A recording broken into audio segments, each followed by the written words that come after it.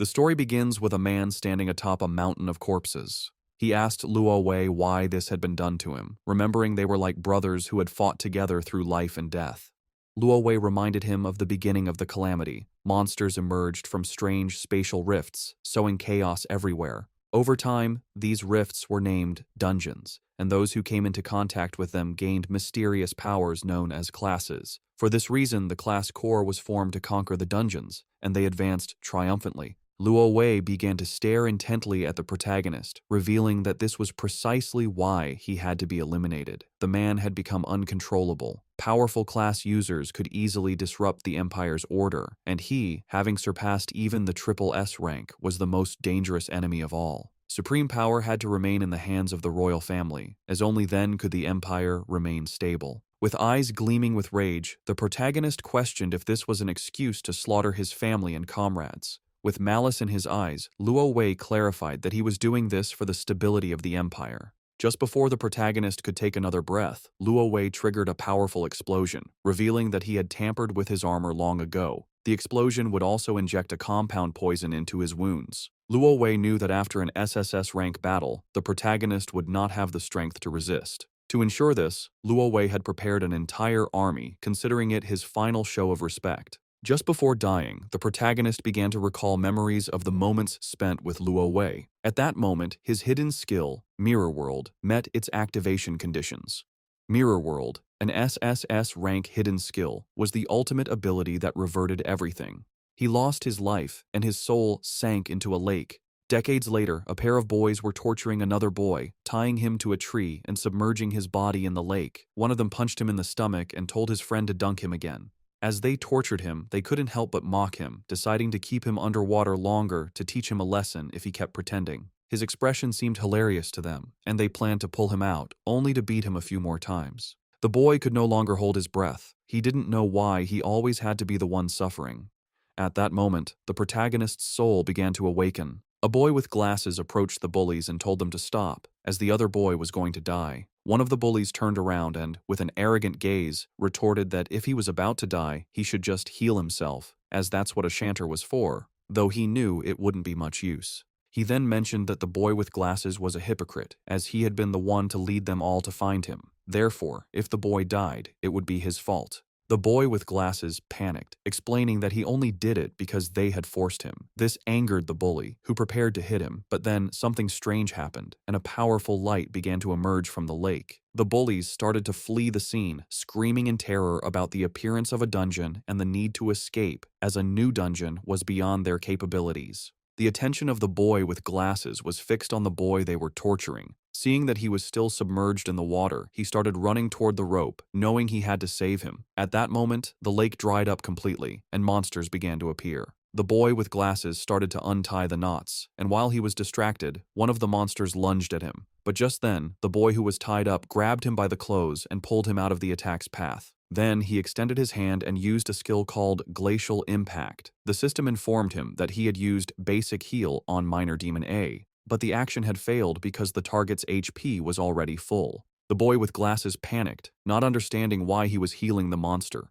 When the monster tried to attack again, he summoned a shield, blocking the attack just in the nick of time. When the protagonist opened the information window, he saw that his name was Yun Che, and he had the Chanter class. He realized he had used a healing spell, and that this was not his original body. Normally, when someone touched a dungeon, they would bind to the system and obtain a random starting class, which should be unchangeable. After that, they would grow and become stronger through the dungeon, gaining skills tied to their class. However, he had been a warrior who had reached the pinnacle. Back then, he had used a skill called Mirror World. After that, he was trapped in the Mirror World until he heard the dying cry of that boy.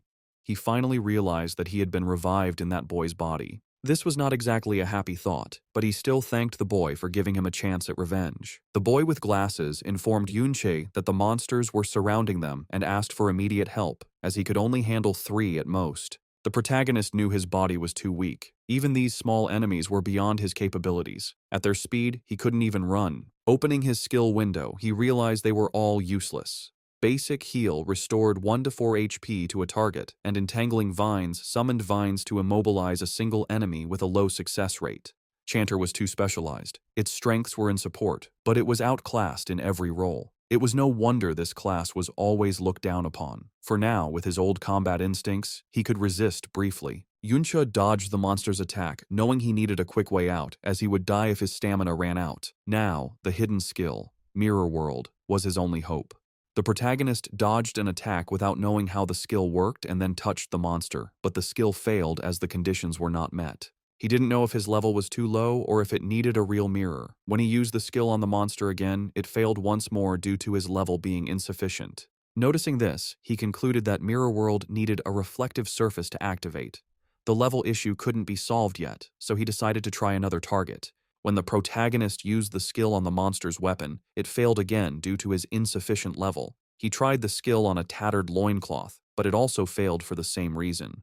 The boy with glasses panicked and told him to stop wasting time with his useless skills, as he couldn't hold on much longer. A burst of energy descended from the sky, and a monster called a malformed overlord, level 10, appeared. The boy with glasses knew they were dead. An elite monster like this required at least level 10 to be defeated. Several more bursts of energy began to descend from the sky, and his eyes widened in fear, causing him to fall to the ground. Hundreds of fierce monsters appeared before them. While the protagonist was busy using his skill, the monsters began to charge toward them. Yunche couldn't even use his skill on rocks, wondering if the level gap was too large. Then, the protagonist decided to use his skill on Qiaoji's makeshift barrier, but the system informed him that it had failed, as the skills of others could not be reversed. Upon realizing he couldn't reverse others' skills, a smile spread across his face, as this meant he could reverse his own. Once the protagonist used the skill on his own ability, it revealed that Mirror World had successfully reversed his Entangling Vines skill. Yuncha used Chaotic Thorns, causing thousands of thorns to erupt from the ground. When one of the monsters tried to attack, another monster surrounded by a red aura struck it, saving Qiaoji. He was somewhat confused, not knowing what was happening, but the protagonist realized that the skill's effect had been completely inverted. Instead of immobilize, it now inflicted confusion. The Entangling Vines skill normally entangled a single enemy with a low chance of immobilizing it. However, its reversed upgrade, Chaotic Thorns, now caused thorns to lash out at a target with a low chance of inflicting confusion. The monsters began to attack each other. This was due to the confusion status effect, which caused afflicted units to attack random targets. The protagonist couldn't help but smile, as he realized that a useless skill had become powerful after being reversed. This made him contemplate what would happen if he reversed the rest of his skills. Mirror World truly lived up to its reputation as an SSS rank hidden skill. It not only reversed the effects of skills, but also applied an overall enhancement. If he had used the non-reverted version of this skill, the success rate would be low. The duration of the restraint would only last a second at most, not reaching its current potency. Our boy grabbed a sword that was stuck in the ground and couldn't help but wonder what would happen if he reversed his remaining skills. His attention was drawn to the skill Empowered Strike. It cost 20 mana points, had a duration of 30 seconds, and granted a 5% attack boost to one unit, with the effect ending when the unit consumed mana points. When Yunche reverted this skill, it transformed into Trick Blade. It cost 40 mana points, lasted 60 seconds, and granted a 10% attack boost for each consumption of mana points. He activated Trick Blade, and his sword began to emanate a powerful aura. He realized that each skill use granted a 10% boost in attack power. Trick Blade was active, with 60 seconds remaining on its duration. Just by activating this, any skill usage would trigger attack power increases. The potential was incredible. Yuncha leveled up, now reaching level 6. He noticed that many monsters had died from their own infighting, and realized that these monsters gave a decent amount of experience upon death. When one of the monsters tried a surprise attack, our boy reacted in time and blocked the attack. Yunche's attention was drawn to his own HP bar, which had 480 HP and 120 mana points. He realized that leveling up fully restored his mana points. While the monsters remained chaotic, he decided to test this Trick Blade. Yunche activated Chaotic Thorns, consuming mana points. This triggered the effect of Trick Blade, causing a rapid decrease in his mana points, while his attack repeatedly increased by a 10% boost with each consumption. He now had 12 mana points, but his Trick Blade had resulted in a 120% attack increase, with 44 seconds remaining on its duration. His eyes began to gleam, and his attention fixed on one of the monsters charging towards him. He realized that this skill broke all conventions by allowing him to reach 2.2 times his attack power so easily. When the monster attacked, our boy deflected the blow, moved behind it, and dealt a deep gash on its back and then its stomach.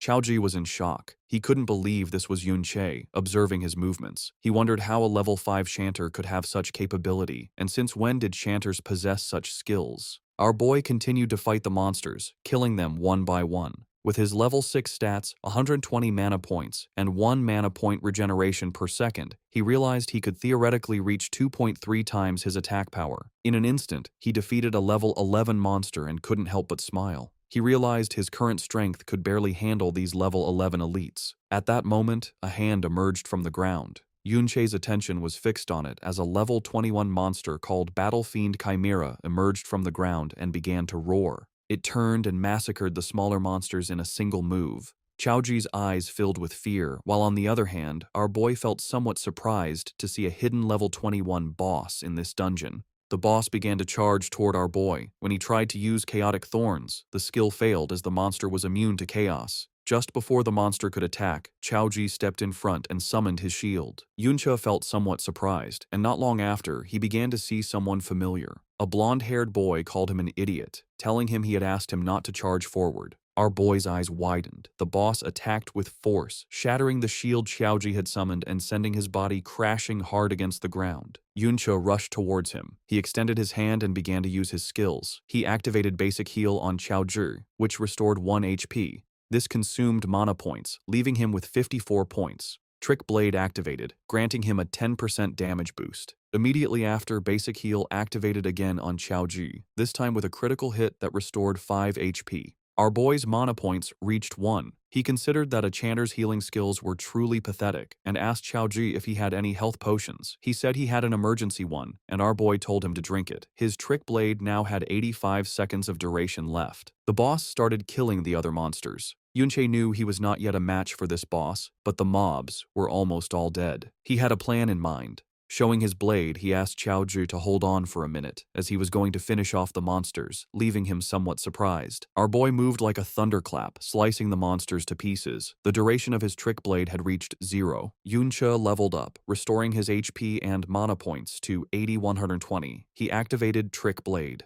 By using Chaotic Thorns repeatedly, each consumption of mana points triggered the effect of Trick Blade, increasing its attack by +10% with each activation. He knew he needed at least a 400% attack boost to defeat the boss. He began to slaughter more monsters, leveling up again. This restored his mana points to 110. He activated Chaotic Thorns, which granted him a 10% attack damage boost and reduced his mana points to 101. He repeated the activation of Chaotic Thorns, gaining another 10% attack boost as his mana points dropped to 92. He realized he had to cast Chaotic Thorns 40 times in 50 seconds, which meant he needed to reach level 10. Qiaoji was in shock, unable to believe what his eyes were seeing. Yunche leveled up several times. The boss prepared to attack, but our boy began to glow. He was now level 12. His Trick Blade had a 510% boost and a duration of 95 seconds, which was more than enough to face this boss. Yuncha moved like lightning, cutting off its arm, then appeared behind it and launched a chain of slashes, causing the monster terrible pain.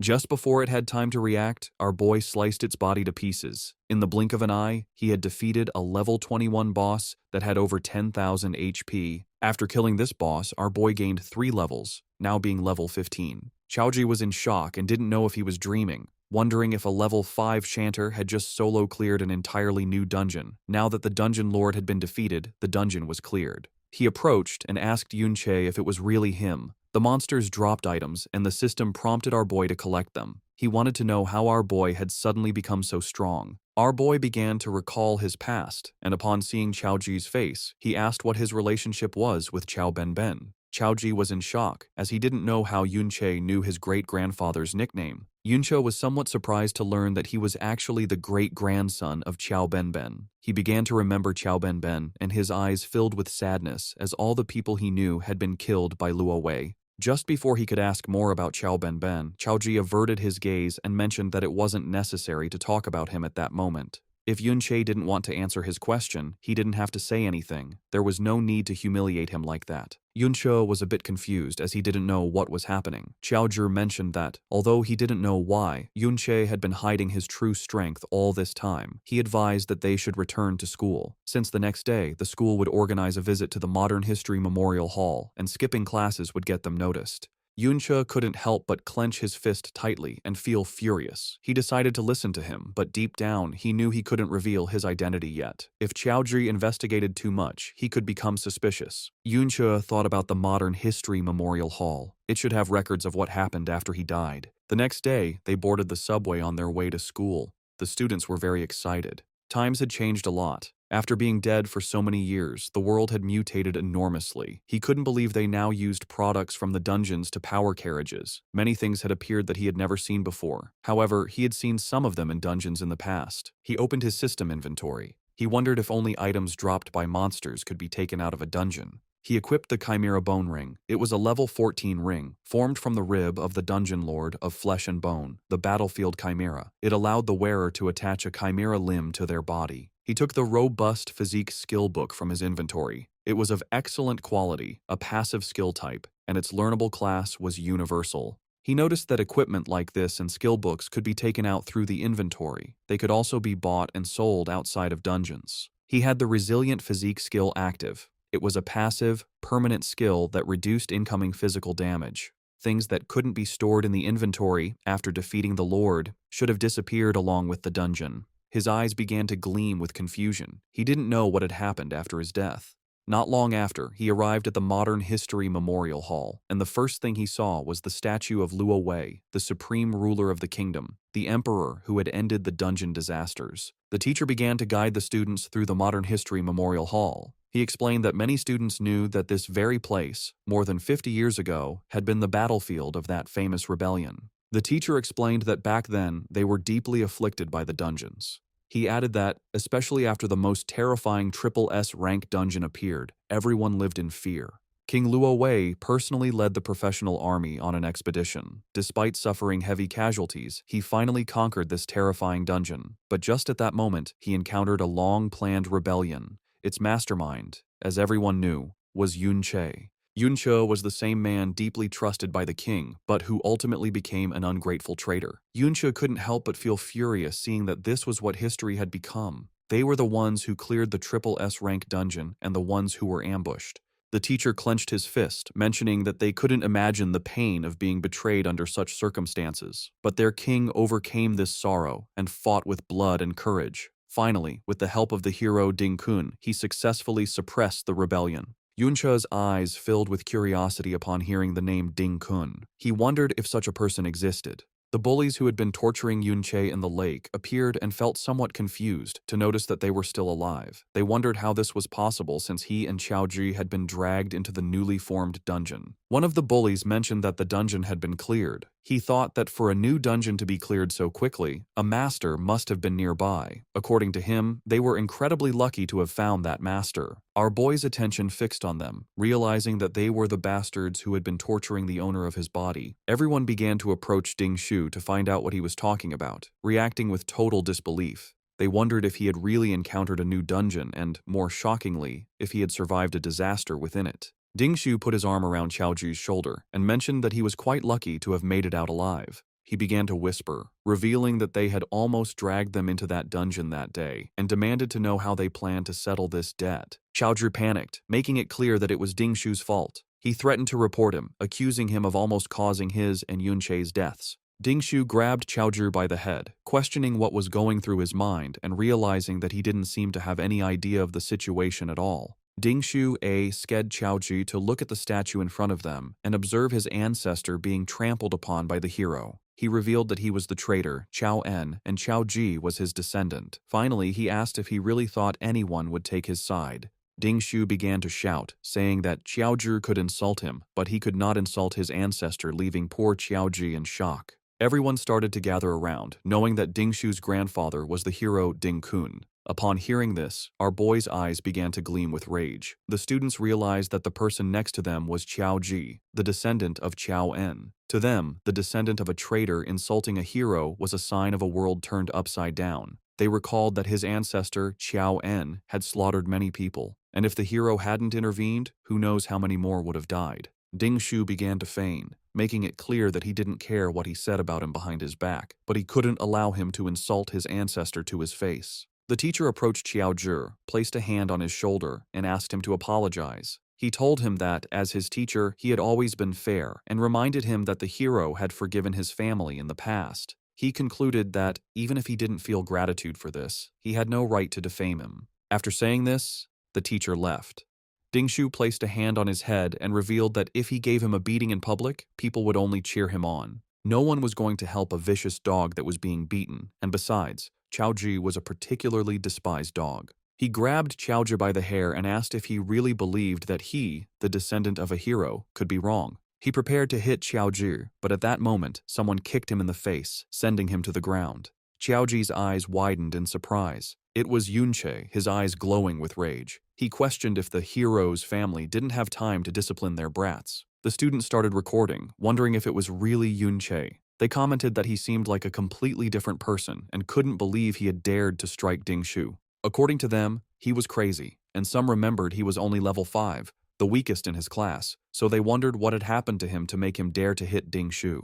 He had no parents and had always been too gloomy to have friends, so they thought he had lost his mind. Dingshu wiped his cheek, making it clear that Yunche was just a punching bag who should be grateful that Dingshu wasn't coming after him. He couldn't believe he had still dared to attack him while he wasn't paying attention. He and his friends started charging towards our boy. Yunche moved like thunder, dodging their attacks and striking them before they could react. Dingshu fell to his knees on the ground and started spitting blood. The students began to murmur among themselves. Dingshu was in shock, as he couldn't believe how fast Yunche was. The students were somewhat confused as they didn't know what had happened. They questioned how he had been taken down again so easily and if Dingshu was, in fact, a weakling. Dingshu exploded with rage, unable to believe how a trash-tier level 5 support could suddenly be stronger than him. Immediately, he used the skill, Hell, which increased his attack power by 25%. He equipped the Fireforged Hammer, which granted him 314 points of attack power. He thought Yunche had just gotten lucky and, without wasting another second, he lunged at him. Our boy moved quickly and, taking advantage of the opening, punched him in the jaw. He was using the skill, Blade of Trickery, which increased his attack power by 80%. Dingshu was in shock. Our boy kicked him, sending him crashing hard to the ground. The guard arrived and, seeing Yunche stepping on Dingshu, asked if there was a healer. The students were in shock seeing how fast Yunche was. They remembered he was only level 5. Even the blonde girl and her friend were in shock. The guard made it clear that fighting was forbidden inside the hall due to the risk of damaging something, and then asked the teacher why he couldn't control his students. The teacher started walking towards Yunche. He had not only insulted a hero, but had now also dared to assault his descendant. According to him, Yunche was shameless. The teacher unsheathed his sword, and Yunche's attention fixed on him. Our boy used the ring, and when the teacher tried to attack, his sword shattered into pieces, leaving everyone in shock. Yunche mentioned that they should set aside the discussion of who was shameless for a moment. He pointed out to the teacher that, although he claimed to be fair, he seemed to have only listened to Dingshu's side of the story, and he questioned him directly, asking if he was trying to curry favor with his family. The teacher told him to stop talking nonsense, and then his gaze fixed on our boy's ring.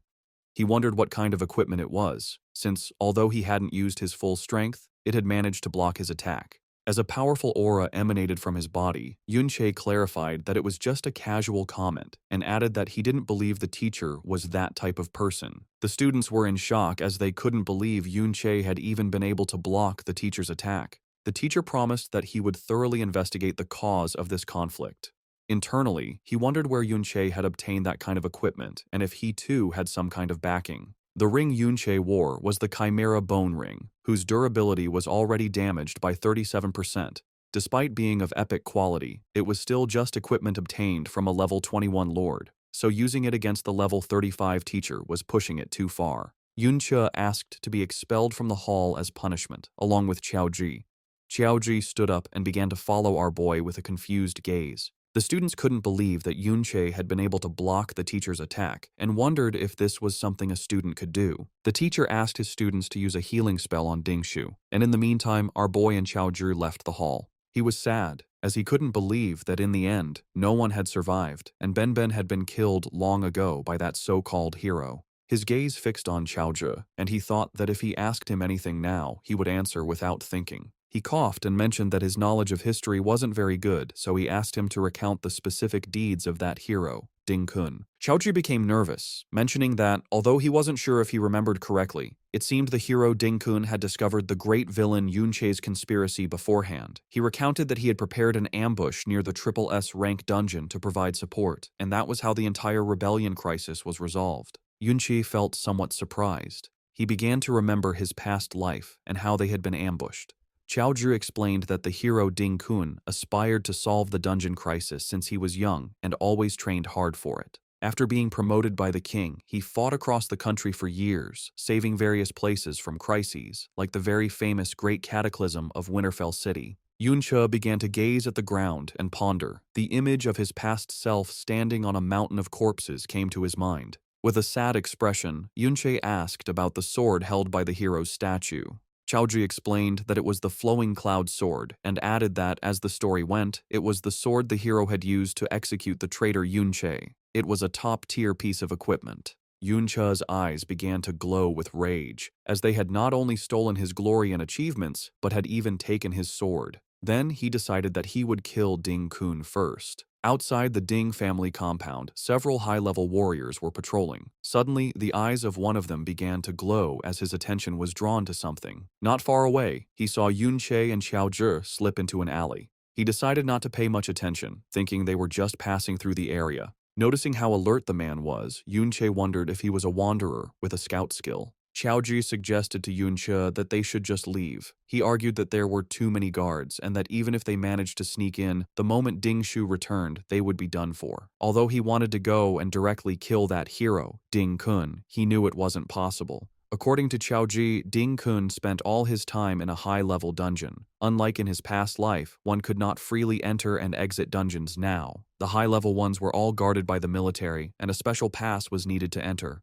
However, he was sure that Ding Kun's family must have such a pass in their home. Our boy asked if it was necessary for their family to keep so many guards, considering they were just one of dozens of branches descended from Ding Kun. Qiao Zhi revealed that, after all, they were descendants of a hero, and that they also had a dungeon within their property. Our boy's eyes widened in surprise to learn that they had a dungeon at home. Xiao Zhai mentioned that low-level dungeons had long been bought and sold privately, but this was not something that people without power and influence could even dream of. Ding Shu had guards with him all the time, so he could farm monsters and level up whenever he wanted. In contrast, ordinary students like them could only do so during the school's dungeon practicals, where they even had to fight over the monsters. Yunche realized that this era had changed a lot and questioned if this didn't mean that the richer and more powerful one was, the higher their level would be. Qiao Zhi nodded, revealing that an ordinary person usually graduates from school between level 15 and 20, and since many no longer have access to dungeons after that, they remain stuck at that level. If one got a job related to dungeons, like a miner or a ranger in a national dungeon, they might reach a level close to 30 by middle age. In contrast, guards like those at Ding Shu's house could take advantage of their family's dungeon,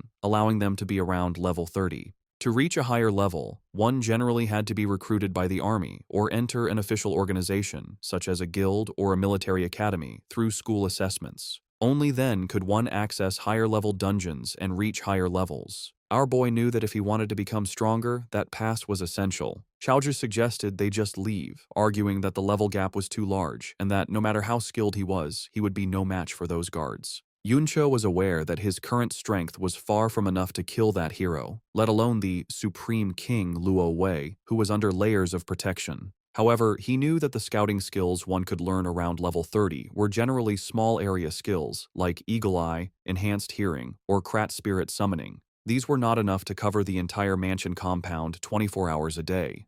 Besides, this wasn't a life-or-death dungeon, and most of the guards were very complacent. He concluded that it was more than enough for him to get in. Qiao Zhi panicked. Yunche, however, took a leap and got onto the wall, thinking that compared to the almost flawless scouting in the high-level dungeons of his past life, this was much more relaxed. Qiao Zhi made it clear that even if they managed to get inside a private dungeon like this, they could be killed without any consequences. Our boy grabbed Qiao Zhi by the shirt and asked if he didn't want to change his life. Qiao Zhi admitted that he did, but he had planned to do it after joining a guild. Yunche then asked if he really believed that a guild could change things for him. Qiao Zhi, the great-grandson of the traitor Qiao En, Xiaozhi's eyes filled with sadness. Our boy pulled him up onto the wall and made it clear that a person's destiny can only be changed in the present, not by betting on a what if that even he himself wasn't sure of. Yunche was not going to pass up the dungeon right in front of him. He decided to let him decide for himself if he wanted to follow. Qiaozhi began to sweat, and our boy pondered, wondering if the descendant would make the same choice as his ancestor. Qiaozhi stood up, as he simply couldn't let him go to his death. Yunche told him not to make a sound, explaining that there were no traces of a summoning-type scouting skill in this area. Therefore, as long as they kept their voices down, avoided their line of sight, and seized the right moment, they could easily get in. Yunche grabbed Qiaozhi and, following his plan, they managed to enter the Ding family compound. Qiaozhi's attention was fixed on a dungeon that unfolded underground. They entered the dungeon and saw two monsters, one level 6 and the other level 8. Our boy noted that the level was slightly higher than in the previous dungeon, but the number of monsters was not as high, probably because Ding Shu's family killed them regularly. Our boy mentioned that there were only 2 small mobs and asked him to go and give it a try. Qiaozhi couldn't help but feel scared and refused, stating that there was no way he could beat them. Our boy forced him to fight. The monsters attacked, and he summoned his shield to defend himself, still unable to believe that Yunche trusted him to win. Qiaozhi grew nervous and thought he shouldn't have come. Now he wanted to go home. Yunche suggested he try fighting back, but Qiaozhi asked how he was supposed to find an opportunity to fight back. Yunche assured him that he was watching and nothing bad would happen. Qiaozhi decided to trust him, and using his shield, he attacked. But then the other monster tried to attack from behind, but he reacted in time and dodged the attack. It was just as Yunche had thought. Qiaozhi's talent was actually quite good. The problem was that he was always timid and panicked easily, so he only dared to defend. However, his subconscious judgment of spatial positioning was extremely accurate. Because of this, it always seemed like he was in a dangerous situation, but he didn't lose much health. Qiaozhi attacked the monster, but his shield shattered into pieces. Yunche moved like thunder, killing the monsters. Qiaozhi was somewhat surprised as he had leveled up. He was now level 7. Our boy explained that experience was distributed according to contribution, and that if he didn't unbalance the monsters, he wouldn't get much EXP, even if Yunche was the one who killed them. Yunche wielded the Crescentful Bone Blade, a blade formed from the condensed resentment in a leg bone, which increased his attack power by 62 and his spiritual attack by 11.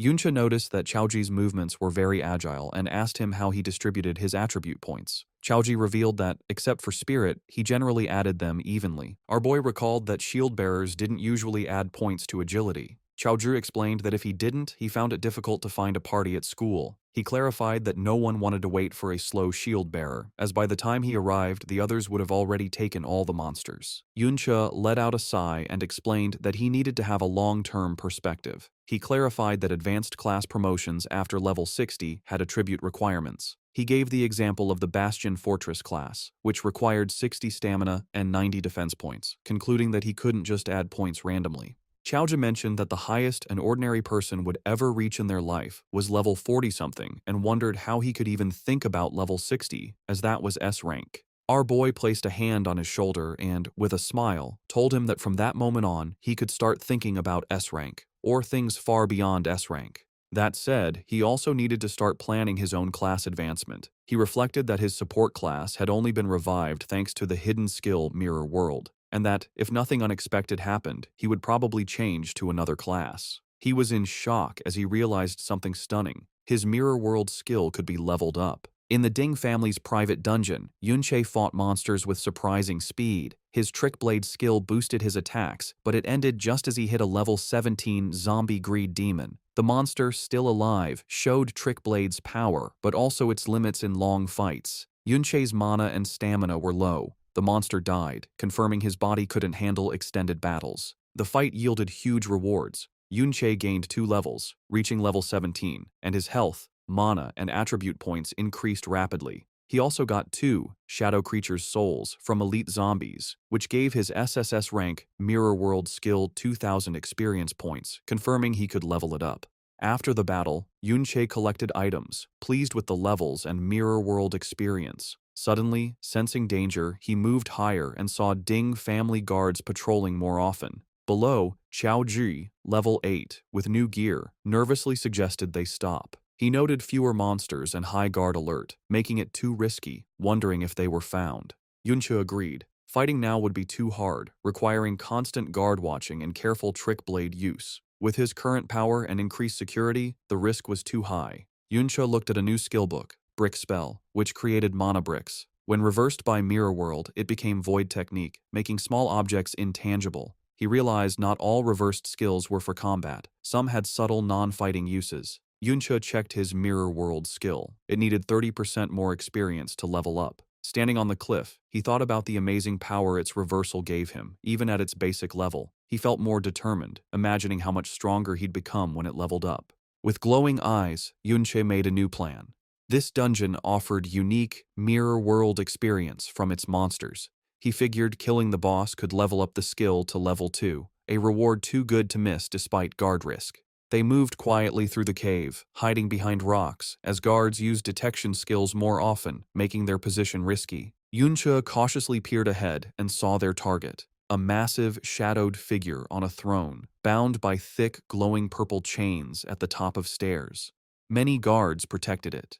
This was the dungeon boss. From their hiding spot, Chaoji was shocked to see a dungeon boss controlled like this. Yunche was less surprised, noting their school's boss was also guarded, suggesting it's common for strong groups. Yunche scanned the scene, seeing relaxed guards on the stairs. He focused on the glowing purple chains binding the boss, realizing they were powerful restraints. He quietly analyzed the situation. With so many guards, a direct attack on the boss would be suicidal and unwinnable, drawing everyone's attention.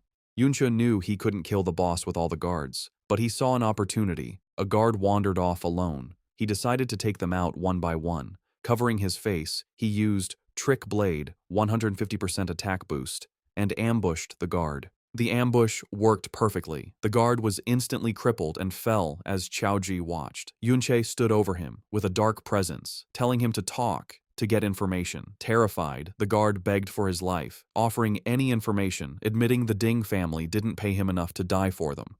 Yunche listened, seeing this as his chance to ask about his main goal, infiltrating the compound. When Yunche asked about the Hero Dungeon Pass, the guard was shocked. He quickly said the old master had many in his study, and they weren't rare. Misunderstanding, the guard thought Yunche was a Hero Grandpa fanatic. Frightened by Yunche's silence, the guard swore he was truthful, saying he'd seen the old master take passes often. He warned that the passes were temporary samples. Without an insider, they'd be caught. Yunche wasn't bothered. He grabbed the guard's collar, telling him not to worry. With a cold look, he ordered the guard to empty his inventory, showing his plan to steal from him and likely take his identity. Back at the Ding family compound, Yunche kept questioning the guard, holding him by his shirt. Yunche was disappointed by a single mediocre skill book. The terrified guard swore it was all he had, explaining the Ding family kept all valuable dungeon drops in their inner residence, leaving outer guards scraps. Yunche learned Sunlight Baptism, a passive skill giving temporary defense after healing. He used Mirror World to reverse it into Moonlight Blessing, a strong offensive skill granting temporary attack boosts after healing. He noted this skill, like the dungeon passes, was in the inner residence. The guard pointed to the lavish Ding inner residence, explaining outer guards like him couldn't enter without a direct summons. He said security was extreme. Except for Ding Shu, everyone inside was over level 50 with top gear, making outer guards unneeded. Yunche held the guard closer, asking if the pass was in the residence. The terrified guard confirmed it, adding the powerful family head, level 42, was also there, a foe Yunche couldn't beat. He detailed the family's strength. Current and second family heads, level 42, third family head, level 52, and old master, level 57. He warned that if the two strongest members returned, it would be impossible. After getting all the info, Yunche knocked the guard out. He had Chaoju wear the guard's armor as a disguise and wait for his signal. Since the powerful family head was safe inside, Yunche planned to lure him out instead of confronting him directly. Back in the dungeon, Yunche observed the boss. He understood the Ding family used high-level chains to keep the boss alive, creating a permanent private farming spot. He realized this system's security, relying on easily guarded chains, could be exploited. This was a big flaw. Guards thought their method was safe because no one would unlock the chains, but they didn't know Yunche, who, from his past life, knew how to unlock them. He quietly approached a guard and easily undid the lock. The chains fell, and the enraged boss broke free, going wild. Guards panicked as the huge monster rampaged. This chaos was exactly what Yunche needed to lure the family head out of the inner residence, using the perfect method to do so. The plan worked. Alarms blared as the level 42 family head rushed from the unguarded inner residence, ordering immediate dungeon reinforcement. As he and his guards charged to handle the crisis, Yunche used the distraction to grab the powerful level 60 combat chains that bound the boss. Holding the pulsing high-level gear, Yunche knew his plan succeeded. With the family head and elite guards busy, he and Chaozhi could easily enter the inner residence. As Yunche's plan opened the way, new people arrived at the main entrance of the Ding family home. Servants greeted the returning second master, Ding Hao, level 42, and his son Ding Shu, who drove up in a fancy car. Ding Hao brushed off Ding Shu's recent loss to Yunche as a small mistake, but Ding Shu shot back that greeting his father wasn't why he was there. Ding Hao then opened the car door for a Miss Yun Sha. Two young women stepped out, one with long blonde hair, and her dark-haired friend, likely Yun Sha. The mustached family head, back from the dungeon mess, waited at the top of the stairs, smiling. Suddenly, his smile vanished, replaced by confusion, then anger. He roughly kicked a bowing servant out of his way, telling him not to block him. As the servant lay on the ground, the angry family head walked quickly towards Ding Hao, Ding Shu, and their two female guests, clearly upset. From the woods, Chaozhi, dressed as a guard, watched the scene at the house. Yunche suddenly appeared behind him, surprising the boy. Chaozhi said he was worried, noting that with the Ding family back, it wasn't a good time to sneak into the house. Yunche calmly asked why he looked worried, and a surprised Chaozhi asked how he got there so fast. Yunche explained that the creature he let loose was a dungeon lord. Even a level 31 was hard to catch alive, meaning it would keep the Ding family's main fighters busy for a long time. He said they wouldn't defeat the boss anytime soon, making it the perfect chance for them. With that settled, he asked Chaozhi what he had seen. Chaozhi looked back at the house sadly. He said the servant the family head had kicked was his youngest uncle, Chao Li, a level 17 man. Yunche listened as Chaozhi told a dark part of their shared past. He said that when the old Yunche rebelled, his family had already been killed. Chaozhi added that, in a way, this saved them from the years of shame and pain that followed for the children of traitors, like his own family. Hearing about the pain Yunche's old friend's family had suffered because of lies about their past, Yunche's face showed grim sadness and strong will. As they watched from the trees, Chaozhi continued his family's sad story. He explained that after being called traitors, the Chao family faced constant meanness from the empire. Their homes were destroyed and their lives were ruined. It got worse under secret orders from the so-called hero Ding Kun, who made sure the surviving Chao members were picked on and hurt constantly. Beaten and broken, with no other choice to survive, the remaining Chao family members were forced to work for the very people who helped ruin them, the Ding family. Now, they live a poor life, always watching their masters' faces, bowing and scraping for scraps. Chaozhi admitted with shame that they are sometimes shown off as proof of the Ding family's power and kindness for forgiving the children of a traitor. He said his father's generation tried to fight back and change their fate, speaking out against the unfairness, but their effort ended badly. The stress broke his father, who went crazy, while his uncle, Chao Li, became completely obedient, acting like nothing more than the Ding family's dog. Heavy with this hopeless history, Chaozhi began to doubt his own actions, wondering if it was right to follow Yunche into such a dangerous place. His doubt was cut short when Yunche turned to him and said firmly that he needed to go to the inner residence. Panicked, Chaozhi tried to stop him, quickly reminding him that Ding Shu's father, a fully equipped level 42 fighter, was inside. He warned Yunche that if he was found, he would surely die. Yunche wasn't scared by the danger. He explained his belief that in this time, where powerful people control who can use power and dungeons, one can't hope to change their life without taking chances. He looked at Chaozhi, adding that some things will never get done if one worries and waits too much. Finally, Yunche gave him a clear choice. He told Chaozhi he could help him change his fate, but Chaozhi had to decide to act first. Yunche made his own plans clear. He would fight back, but he wouldn't make Chaozhi follow him. Even with Yunche's strong will, Chaozhi was still very scared and doubtful. He argued that the Ding family was a huge power that ruled the world, asking how the two of them could possibly fight such a big force. Yunche turned away from him, looking at the distant inner residence as he started walking forward. He told the stunned Chaozhi that his goal was much bigger than just taking down one family. The real enemy he planned to fight, he said, was the entire empire itself. Meanwhile, inside the quiet inner residence, Ding Hao relaxed on a couch, served by a maid. He wondered how the dungeon lord had broken free from its strong chains. Seeing him, the blonde girl with Ding Shu politely asked her uncle if it was a bad time, offering to visit another day because of the emergency. Ding Hao quickly waved away her worries, saying his older brother, the family head, could handle it. He promised her that a simple dungeon problem was far less important than her visit. He continued, smiling, explaining that when his powerful father, the old master, and his third brother heard she was coming, they had already started heading back to the house to meet her.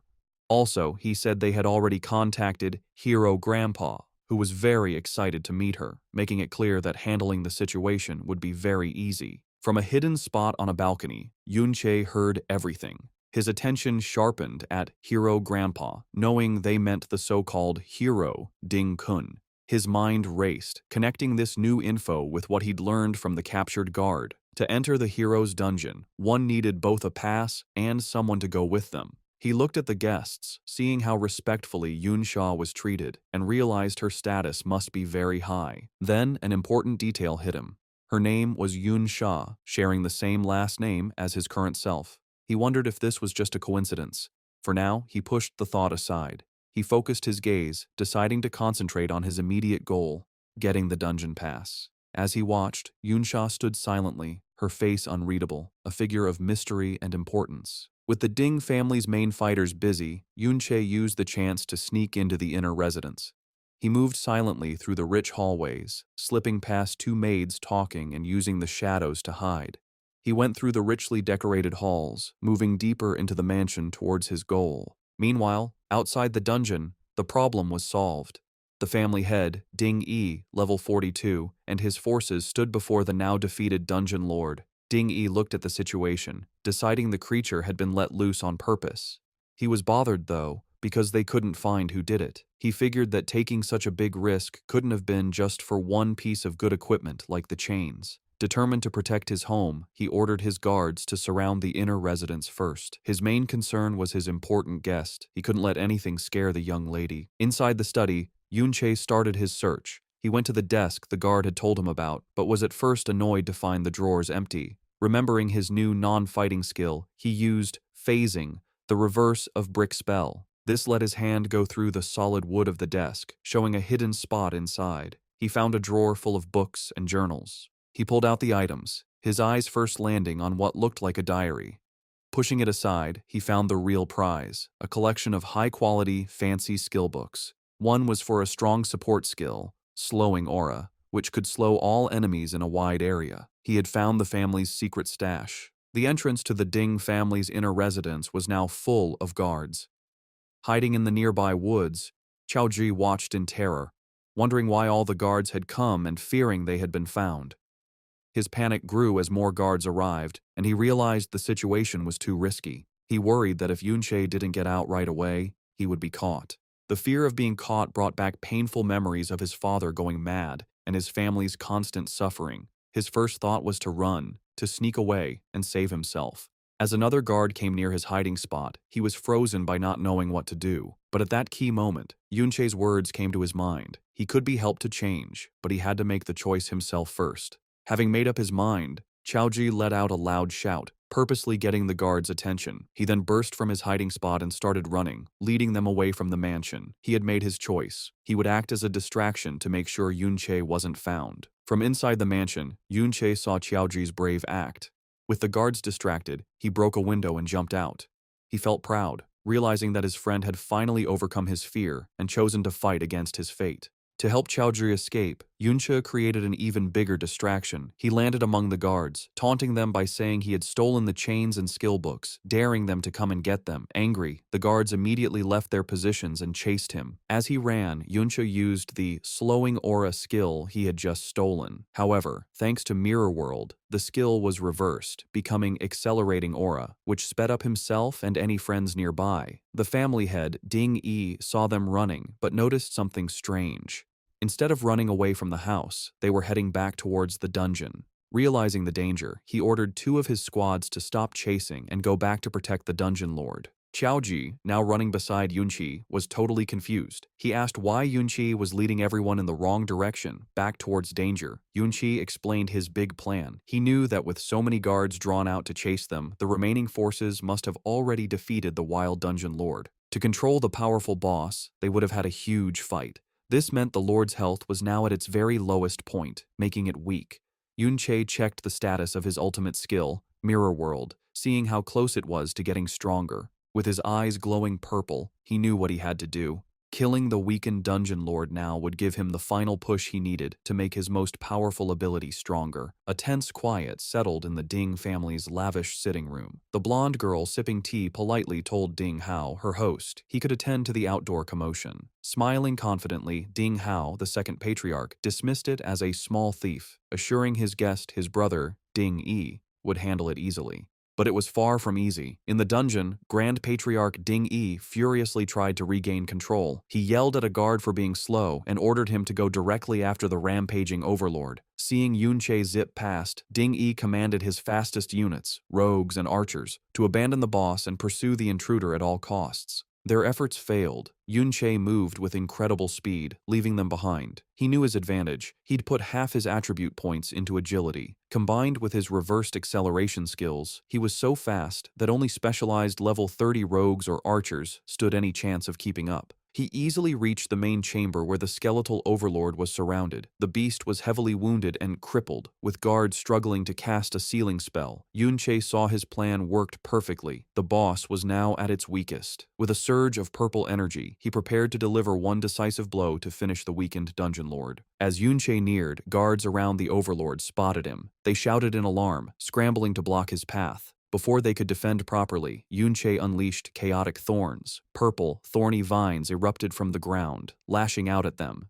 The guards were bewildered, having never seen this skill. The thorns tried to inflict a status ailment. Humans usually resist such effects, but Yunqi's skill was unnaturally potent, and several guards failed to resist it. The horrifying result: afflicted guards got confusion. One mage blasted a fellow guard with a powerful spell, throwing their ranks into chaos. The other guards watched in shock, stunned by the skill's impossibly high success rate. With enemies fighting each other, Yunqi seized his chance. He blurred easily through the disorganized guards. His path was clear to his prize, the low HP overlord, ripe for the taking. The guards' defense crumbled as Yunqi slipped through. They panicked, yelling why their shields and crowd control failed, accidentally hitting allies. Yunqi noted their poor coordination, recognizing them as a motley crew with no real team battle experience.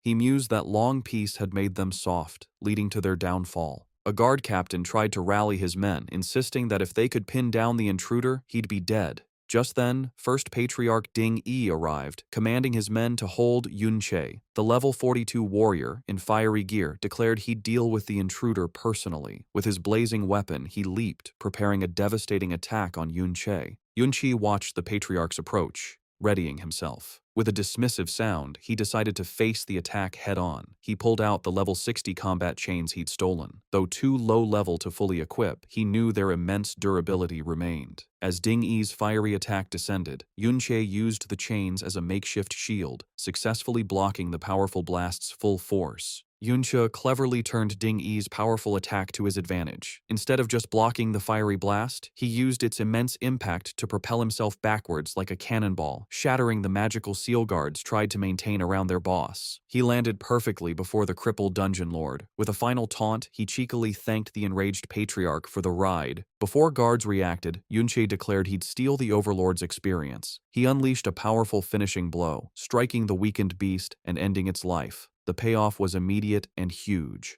Yunqi gained a staggering 3 levels instantly, jumping to level 20 and receiving 9 new attribute points. Most importantly, the Dungeon Lord's massive experience maxed out his hidden skill, Mirror World.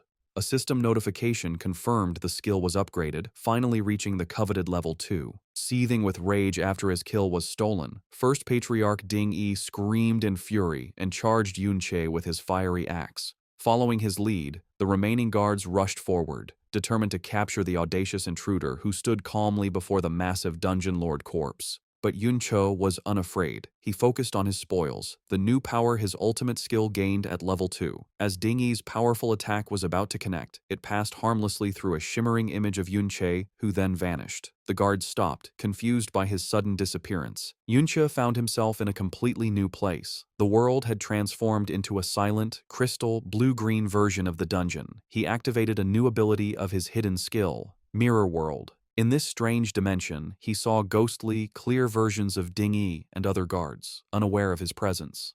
A timer showed his mirror walk would last almost 30 minutes. He realized with excitement that he could now enter the very world inside the mirror. Inside the strange blue-green world, Yunche started to use his new power. He saw that everything was a perfect mirror image of the real world, flipped left to right. At first, he thought the ghostly shapes of the guards were just tricks, as his hand went right through one. But when he touched the crystal-like ground, he found it was solid, realizing this place was more than just a trick. His exploration led to an amazing find. He picked up a solid crystal piece from the ground, and a message told him he had a mirror shard that, importantly, could be taken out of this world and into the real one. This was a big deal for Yunche. He understood that with his mirror world skill, now at level 2, he could bring real objects from this other world into his own. Wondering what else had changed with the skills upgrade, he checked his system screen. He saw a completely different list of skills, showing many powerful reversed abilities like invisibility and force field cage, but most of them were marked not activated, which confused him. A message quickly explained that these skills were for base skills, not yet learned. He then understood the full power of his new ability. The list showed the reversed forms of all skills he could learn. He now knew that to use any of these strong abilities, he first needed to find and learn their normal versions in reality. The skill reversal he used at level 1 was just a simple, basic part of his ability's true power. As he looked through the exciting list of future powers, he realized this changed everything. He could now pick strong skill pairs and plan his whole class path ahead of time, knowing exactly what powerful reversed forms he would get. As Yunche was thinking about his new skill's full potential, he suddenly felt something behind him. Turning, he saw a faint, blue-green human shape floating aimlessly in the crystal air. He wondered if it was a soul, like how he was stuck before he came back to life. The idea interested him, and he asked if other souls were also in this strange world. Without warning, the calm soul flashed with green energy, turning into a screaming, bone-like undead creature that lunged at him. Surprised, Yunche pulled out his glowing blade and got ready to fight. He met the creature's attack and with one swing, easily smashed the undead being, noting it didn't seem very strong. Just as he finished the creature, a new message popped up, getting his attention. The system offered him an undead contract. It explained he could make a deal with the soul he had just beaten, letting it leave the mirror world and fight for him in the real world. The contract also said the soul's highest level would always be the same as his, and he could have 20 such contracts. This unexpected event made Yunche think about what this new power could do. Yunche thought about what his new power meant. He now understood that after beating an undead creature in the mirror world, he could make a deal with its soul and bring it out into reality as a powerful fighter. Holding the mirror shard he had made real, he knew his ability wasn't just for things like stones. The level 2 upgrade to mirror world was a real game changer, letting him bring not only items, but also an army of undead from the mirror world into the real one. Looking at the huge crystal landscape full of possibilities, he found the idea interesting. Back in the real world, things were messy. With its lord defeated, the private dungeon had vanished, leaving a stunned and confused army of guards. They couldn't understand where the intruder had gone. One captain frantically asked how he just vanished, wondering if it was a high-level rogue stealth skill. A rogue expert quickly said no, explaining their stealth had clear limits and couldn't make someone disappear so perfectly. The lack of answers made another captain angry, and he grabbed the rogue, demanding to know how the intruder could have escaped with so many of them there. The first patriarch, Ding Yi, was even angrier. Having lost his valuable private dungeon, he took his anger out on one of his men, grabbing the man's face and yelling that if they couldn't find the person responsible, they would have to pay him back for the loss. Meanwhile, Yunche's time in the mirror world was ending. As his mirror walk timer counted down, he wondered where he would show up again. Would he go back to his first spot, or were there other rules for leaving the mirror world? He got his answer a moment later when he appeared back in the real world, in the exact same spot where he had vanished. The angry Ding Yi spotted him right away, and without thinking, roared for his men to get him. Facing the new attack from the Ding family's fighters, Yunche stayed perfectly calm. He held up a hand, a swirling green light glowing in it, as he told them not to be so fast. He said that after being ganged up on for so long, it was time for him to do the same. With that, he used the power he had just gained from the mirror world. A flood of spooky, skeletal warriors burst out, forming a scary undead army that rushed towards the shocked guards. The guards reacted with pure terror, their attacks slowing as they questioned what these ghost-like figures were, wondering if they were actual ghosts. The first patriarch, Ding Yi, tried to calm the growing fear. He yelled at his men not to panic and said the creatures were just undead monsters he had seen many times before. One of the guards fought a skeletal warrior, getting ready for a tough fight. However, he was surprised to see a health bar appear above the creature. It was an undead skeleton warrior, and it was only level 20. The same as Yunche. Despite this, the fear was strong. Dingy's face twisted with rage at his men's continued hesitation. To get them to fight, he promised a bonus to everyone if they attacked and caught the intruder. The idea of a reward seemed to make them brave again. But as the guards turned their attention from the undead army back to Yunche, they found he was no longer there. Confused, they looked around, wondering where he could have possibly gone. Having used his newly summoned undead as a distraction, Yunche watched the fight from a safe distance. He judged that his current army was still too weak to be truly effective. He knew that if he could find and make deals with stronger souls, the disorganized guards would have been no match for him. However, he was limited by what he could find. He had already made deals with the 20 strongest souls available in the small area he had explored within the mirror world. Also, he found that his exploration of the mirror world wasn't endless. He had hit a wall that kept him within 200 meters of where he entered. This made him realize that to find better undead, he would need to enter the mirror world from different places in the future. His planning was cut short when he saw that his friend, Qiao Ji, who had been acting as a distraction, had been found hiding in the woods. One of the guards sneered at the disguised boy, teasing him about the reward he would get for catching him. Without hesitation, Yunche leaped from the shadows, quickly and precisely striking down the guards threatening his friend. With their path clear, he grabbed the stunned Qiao Ji and told him they were leaving. Looking at the mess he had created, with his undead army keeping the rest of the guards busy, Yunche decided their job was done. It was time to go back, get away from the danger, and properly check all the new things he had gained from his bold raid. As Yunche and Qiaoji escaped, the remaining Ding family guards fought the undead army. The guards fiercely attacked the skeletal warriors, breaking their bones. A guard leader noted the creatures weren't very strong, but their relief was short-lived. To their horror, a defeated skeleton would instantly reform. Unharmed, they kept fighting, only for skeletons to revive endlessly. Just as the guards' spirits were breaking, Ding Ge, the strong level 52 third head of the Ding family, appeared, calmly smoking. He realized the skeletons were summoned creatures and that reviving them used their summoner's magic. With a confident smile, he concluded they just needed to kill them until their master ran out of energy. Sometime after the chaotic attack, the old master, the powerful head of the family with a long white beard, returned. He immediately asked if their important guest, Miss Yun Sha, had left. Inside, his son, Ding Hao, bowed respectfully, apologizing for failing to keep her there. He explained the intruder was unbelievably bold, causing a commotion by shouting and even breaking a window, which scared their guest away. The old master, the formidable level 57 Ding Dan, son of hero Ding Kun, was furious. He yelled at his son for the complete security failure, enraged that an intruder got in and escaped without being identified.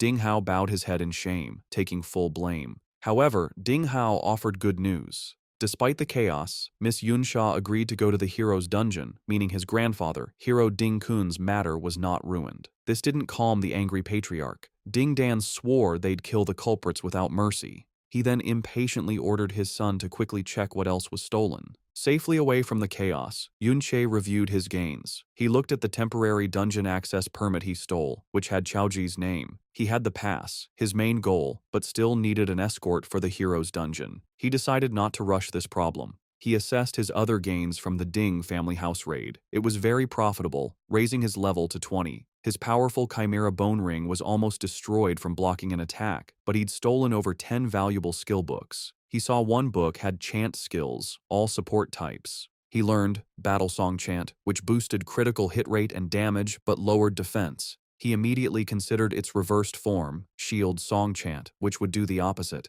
He excitedly realized by learning and reversing these support skills, he could greatly boost his stats. With these boosts and a new passive skill that increased his strength, he knew he could crush any same-level opponent with pure stats. Besides skill books, the Dungeon Lord dropped a rare level 30 item, Corrupted Knight's Armor, which would be useful later. But most importantly, above all the levels, skills, and equipment, he had finally leveled up his hidden skill, Mirror World, to level 2. Thinking about his new abilities, Yunche admitted his necromantic summons greatly increased his combat power. But he knew it wasn't enough. Recalling the hero Ding Kun's statue, he judged his enemy was at least an S-rank berserker.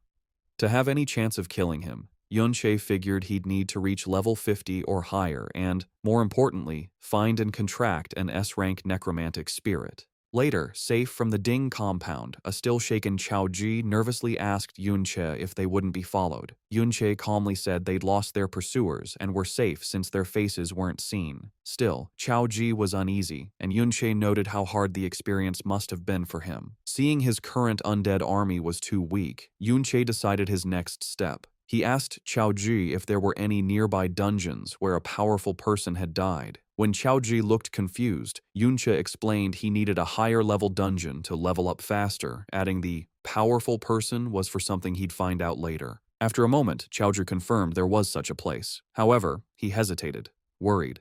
He revealed it was the school's private dungeon, and they couldn't sneak in.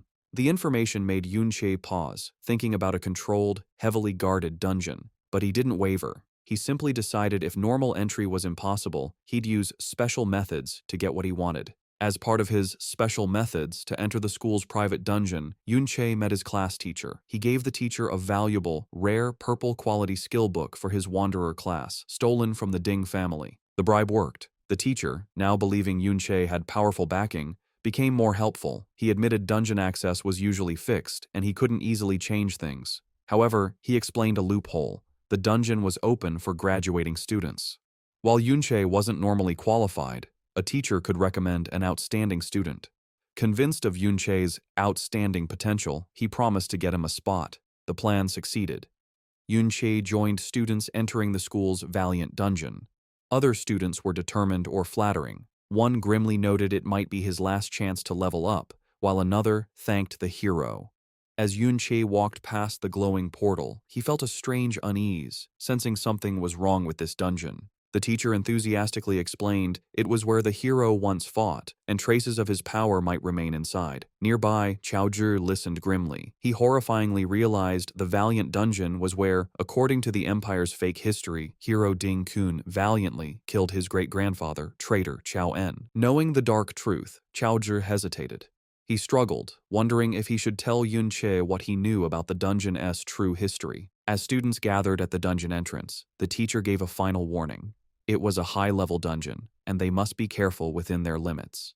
He then singled out a red-haired student in armor, Little Z, telling him to look after Yunche and Chaoji. Little Z was clearly annoyed, complaining he couldn't focus on leveling up if he had to babysit. Another student pushed him forward, telling him to stop complaining as the dungeon was open. Grumbling about why younger students were allowed, Little Z entered the dungeon with the others. He condescendingly ordered Yunche and Chaoji to stay back and not cause trouble, threatening to abandon them if they were a burden. As the group went into the vast, purple-lit interior, Yunche silently assessed his surroundings. He noted it was supposed to be a level 20-40 dungeon. However, his instincts from his past life screamed something was wrong. A deep unease washed over him as he felt a profound danger that didn't fit a dungeon of this supposed difficulty. As students went deeper into the glowing purple Valiant Dungeon, Yunche saw Yun Yin and her blonde friend, Yun Sha, inside.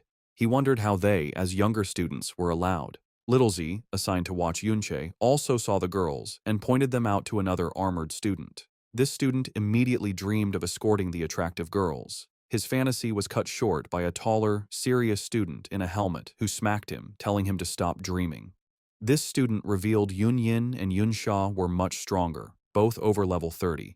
He scoffed that they should be asking the girls for help, and the daydreaming student wasn't good enough for them. Embarrassed, the student muttered he was just talking. As the older students talked, the daydreaming boy watched Yun Sha and Yun Yin. To his and his friend's surprise, the two high-level younger students ignored them and walked directly towards Yunche and Chaoji.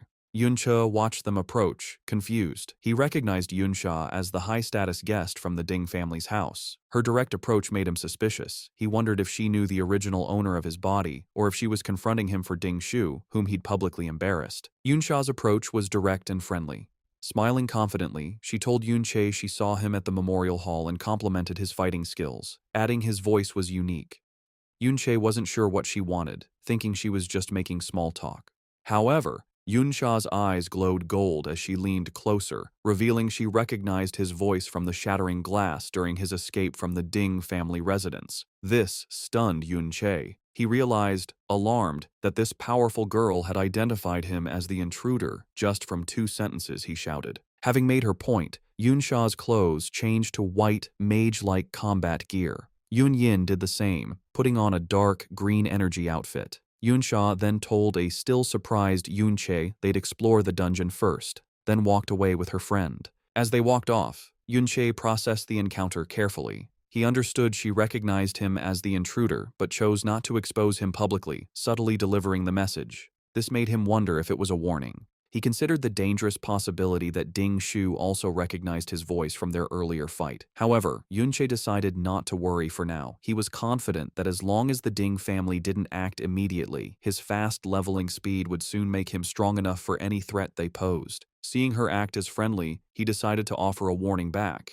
He called out, advising them to be careful, as his instincts told him the dungeon felt strangely dangerous. Yunsha stopped and seemed to agree, telling her friend the place felt odd. She reflected that given her high level, the dungeon shouldn't feel so unsettling. With a final knowing smile at Yunche, she thanked him for the warning before she and Yunyin continued. The brief friendly talk between Yunche and the high-level girls didn't go unnoticed. The other older students watched in disbelief, gossiping about why the usually cold Yunsha was so familiar with him.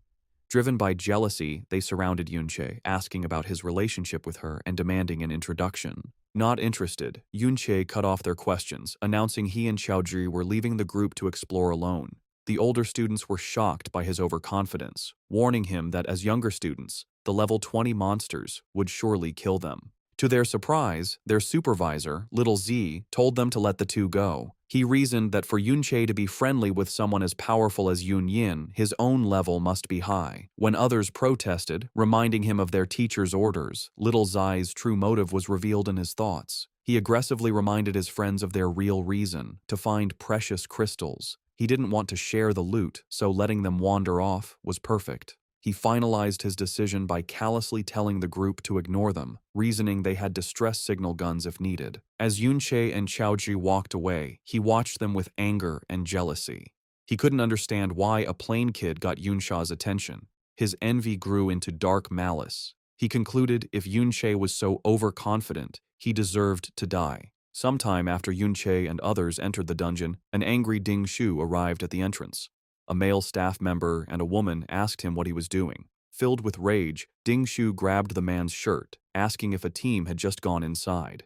The staff member demanded to know what he planned to do. This fight came after a frustrating meeting Ding Shu had with his family elders. When he tried to tell them Yunche and Xiaozhi were the intruders who raided their home, his father, Ding Hao, dismissed him. He coldly told him not to blame them for his public humiliation, as he had no time for such small matters. Ding Shu strongly insisted he recognized their voices from the raid. However, Ding Ge was doubtful, pointing out the intruders were too skilled to be mere students, easily escaping many guards. Ding Ge said unless Ding Shu could prove their strength was greater than the guards, he couldn't support his claim. The family head, Ding Dan, coldly told him to leave them to their important matters. Dismissed by his family, Ding Shu had no choice but to act himself. Back at the dungeon entrance, he again confronted the staff member, declaring with crazy determination that since Yunche and Xiaozhi were inside, he had to go after them. Inside the dungeon, Yunche was fighting a tough level 20 greed demon crystal giant. The creature, made of sharp blue crystals, attacked fiercely. As Yunche dodged its hits, an even stronger enemy appeared, a level 30 greed demon crystal eye. It shot a powerful beam of purple energy right at him. Seeing the new monster's immense power, Yunche got ready for the hit. From far away, a terrified Xiaozhi shouted Yunche's name and used a support skill. A set of golden shields with angel wings appeared around Yunche, protecting him from the attack. The skill, called Surrounding Shield, gave Yunche a shield with 500 durability and 700 defense for 3 minutes. Qiaoji didn't stop there. He used a motivational shout, which wrapped Yunche in an aura that boosted his power. This gave Yunche the inspired status, increasing his attack power and speed by 5%. It showed that Qiaozhi was quickly becoming a very good support player. Strengthened by Qiaoji's help, Yunche used a series of powerful attacks on the huge crystal monster. With his Trick Blade skill active, which gave him a 70% attack boost, he shattered the strong level 30 Eye of the Mountain with a final, strong hit. The victory brought quick results. Yunche leveled up to level 21 and got 3 new attribute points. Qiaoji was also happy, shouting in surprise as he leveled up to 11 and also got 3 attribute points. Yunche explained to his friend that the surrounding shield and motivational shout skills came from the books they had stolen from the Ding family. He said they were very useful skills that Qiaoji was able to learn. As he looked at the defeated monsters' remains, Yunche thought about how much better their teamwork had gotten. He knew the monsters in this dungeon were a bit high level, but Qiaoji's new support skills made the fights much easier to handle. As they went deeper into the dungeon's crystal caves, Yunche remembered something his teacher had said. The teacher had mentioned a rare monster in this dungeon called the Obsidian Beast. He had said that killing it gave a chance to get a rare support skill book for gravitational pull. This was a big chance for Yunche because he had already seen the skill's reversed form, Force Field Zone, on his Mirror World skill list and knew it was a key skill for his future plans. But hunting the beast wasn't his only goal. He looked out at the huge, spooky landscape, knowing that this dungeon was also said to be where many powerful adventurers had died. He believed their souls might still be where they fell, giving him a chance to find and contract powerful undead spirits for his army. He hoped he could find some of these souls in the area. Suddenly he felt danger and his eyes widened in alarm. In the canyon below, a huge creature made of dark, glowing purple rock appeared. It was not alone. A whole group of these elite-level obsidian beasts was on the move, marching together through the Crystal Pillar Canyon. From a high cliff, Yunche and Qiaozhi watched the strange sight. Yunche saw that the elite beasts were moving in a large group and had also traveled at least a kilometer, much farther than they normally would. This very unusual organized behavior led him to a serious conclusion as he mumbled the words, "Wanderer type, huh?" He recognized the signs of a much bigger and smarter threat. The way the obsidian beasts were acting reminded Yunche of something, and he explained what a wanderer-type monster is. These are rare creatures that don't have a fixed spawn location and wander freely all over a dungeon map.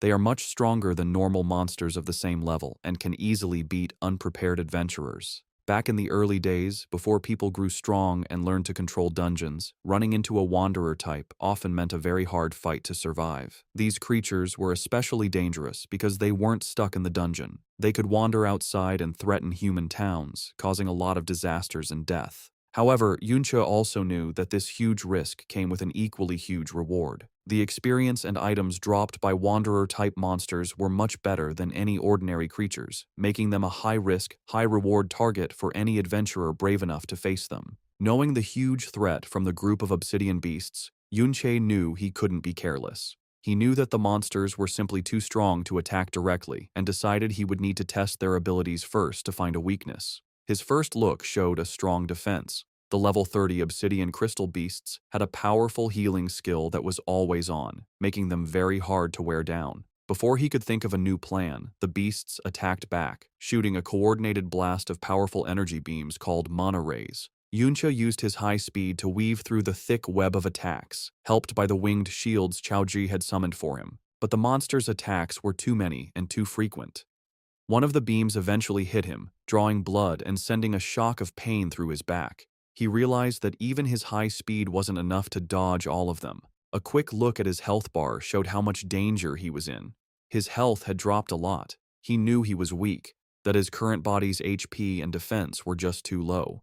He understood that if it weren't for Qiaoji's surrounding shield, he would have been badly hurt by that single hit. Knowing he was too weak, Yunche tried a different plan. He summoned his undead army, a group of spooky skeletons in green flame, to hold back the obsidian beasts. But the power difference was too big. The elite monsters tore through his summons, and he could see the health bars of his skeletons dropping quickly. He realized with frustration that even his undead army couldn't hold the line against such strong enemies. He made a smart retreat, noting that at least the powerful monsters were pretty slow, which gave him some time. He knew his own low health and defense were weaknesses that couldn't be fixed quickly. He decided that the only real way to beat these creatures was to rely on Xiaoji's defensive skills. To make that possible, however, his friend needed to level up. Yunche turned to Xiaoji and explained the new plan. They would go fight regular, weaker monsters first to get stronger. They moved to an area with weaker monsters, where Yunche pointed out a group of enemies he had seen earlier, saying they were perfect for helping Xiaoji level up. In group fights, the shield bearer is the main defense. Other classes count on the shield bearer to take damage, letting them attack safely from a distance. Following Yunche's earlier advice to aim for S rank, Xiaoji had been carefully putting all his new stat points into his defense. This special build, plus the armor they had stolen from the Ding family guards, was now showing how good it was. Xiaoji had built up the main defenses of a real shield bearer, and he could now easily block attacks from level 20 monsters, taking only a little damage. Under Yunche's experienced teaching, Xiaoji began to train hard to master his role as a shield bearer.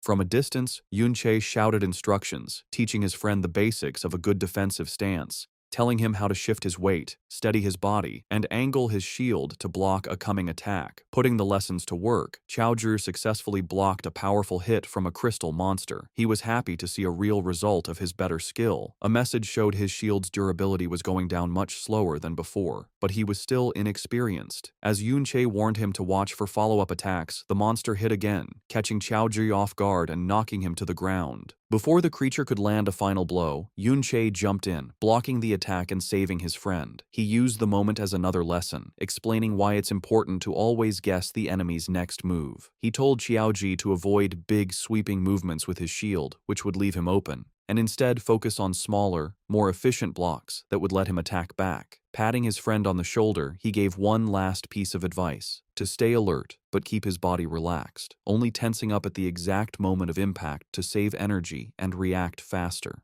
The training continued without stopping. With a final encouraging pat on Xiaoji's armor, Yunche told him to keep up the good work. He stood behind his friend, always giving support and teaching him another key lesson for a shield bearer: to always keep an eye on the teammates behind them. Hearing this, a look of quiet determination appeared on Xiaoji's face. They put their training to use, fighting side by side against the dungeon's monsters. Yunche reminded his friend of a main rule of fighting: when stats are close, it is better skill that decides who wins. Their teamwork paid off. After beating another monster, Yunche leveled up once more, reaching level 22. He was happy with their progress. Now that Xiaoji could face enemies with confidence, it meant they could fight more efficiently, letting Yunche gain experience at a much faster rate too. The biggest growth, however, was for Xiaoji, who excitedly announced that he had finally reached the important level of 15. Reaching this level was a key moment. Xiaoji could now learn a new, powerful skill from one of the books they had stolen. He held up the glowing, rare skill book for shield armor, a skill that would add an outer layer of armor to his shield. This would give it huge amounts of durability and defense that grew with his own stats, making him an even stronger tank. With his level high enough, Xiaoji learned the shield armor skill, which was the last skill book he could use from the Ding family's collection. The new ability appeared as a layer of glowing green armor over his summoned shield, greatly improving its defensive power. Yunche also noted that the skill's defensive boost would be a huge help when they faced the obsidian beasts again. Meanwhile, in another part of the Crystal Pillar Canyon, a group of 3 men from the school's teaching team were watching the same group of elite obsidian beasts that Yunche and Xiaoji had seen earlier. The teachers were confused by the huge number of elite-level wanderer types gathered in one place. They decided that the monsters were far too dangerous for the students and that they needed to be killed. However, they knew how hard the job would be. While they were sure they could handle regular level 30 monsters, the elite-level wanderer types were a completely different story, much more powerful and unpredictable. Their discussion was cut short when they saw a student's distress signal flare up in the sky. Forced to change their plans, the teachers decided to stop their hunt and rescue the students first. As they got ready to leave, however, they showed their deep worry about the group of wanderers. They knew the monsters were a major threat, and that any student who stumbled upon them without knowing would be in serious danger. As the teaching team got ready to leave for the rescue, one of them, Pang Zheng, agreed that it was dangerous and offered to stay behind just in case. The team leader, Lei Li, was about to agree when they were interrupted by Yunche and Xiaoji suddenly appearing. Yunche shared his own worry, suggesting that he and Chaozhi could keep watch on the group of wanderers instead. He reasoned that if the rescue party ran into another group of powerful monsters, 2 teachers alone might not be enough to handle the situation. He walked up to the surprised teachers and calmly explained his idea. He told them that the wanderer types were not very fast, and more importantly, had not noticed their presence yet. He promised them that as long as he and Chaozhi kept a safe distance and simply watched, they would be perfectly fine, and urged the teachers to go on ahead without worry. After hesitating for a moment, the teachers agreed to the plan. However, before they left, Lei Li gave Yunche a very serious warning. He stressed that the monsters were extremely dangerous and that Yunche and Chaozhi must absolutely not act on their own or try to fight them. He repeated that they must stay hidden, because if the powerful creatures spotted them, they would have no chance of escape. As the teachers hurried away, one of them yelled a final, desperate warning for Yunche to hide well, telling him he would have no way to escape if the monsters found him. But Yunche had no plans to hide. As soon as the teachers were gone, he started his own attack on the group of obsidian beasts, confidently saying that it was the monsters who wouldn't be able to escape from him. He put their new plan into action. He summoned his undead army to act as a front line, taking the first wave of Manhware attacks from the powerful beasts. This time, however, the skeletons were not alone. Chaozhi, who was now a very strong tank, used both his surround shield and his new shield armor skills. This created a super strong defensive wall to protect the skeletons. The powerful energy beams, which had been a big threat before, now hit the strong shields without doing any damage, barely even scratching the undead warriors they were protecting. With the monster's attention on his unbreakable front line, Yunche moved through the chaos and started his own fierce attack. He landed a series of very strong hits, breaking the crystal bodies of the elite-level monsters with just his fists.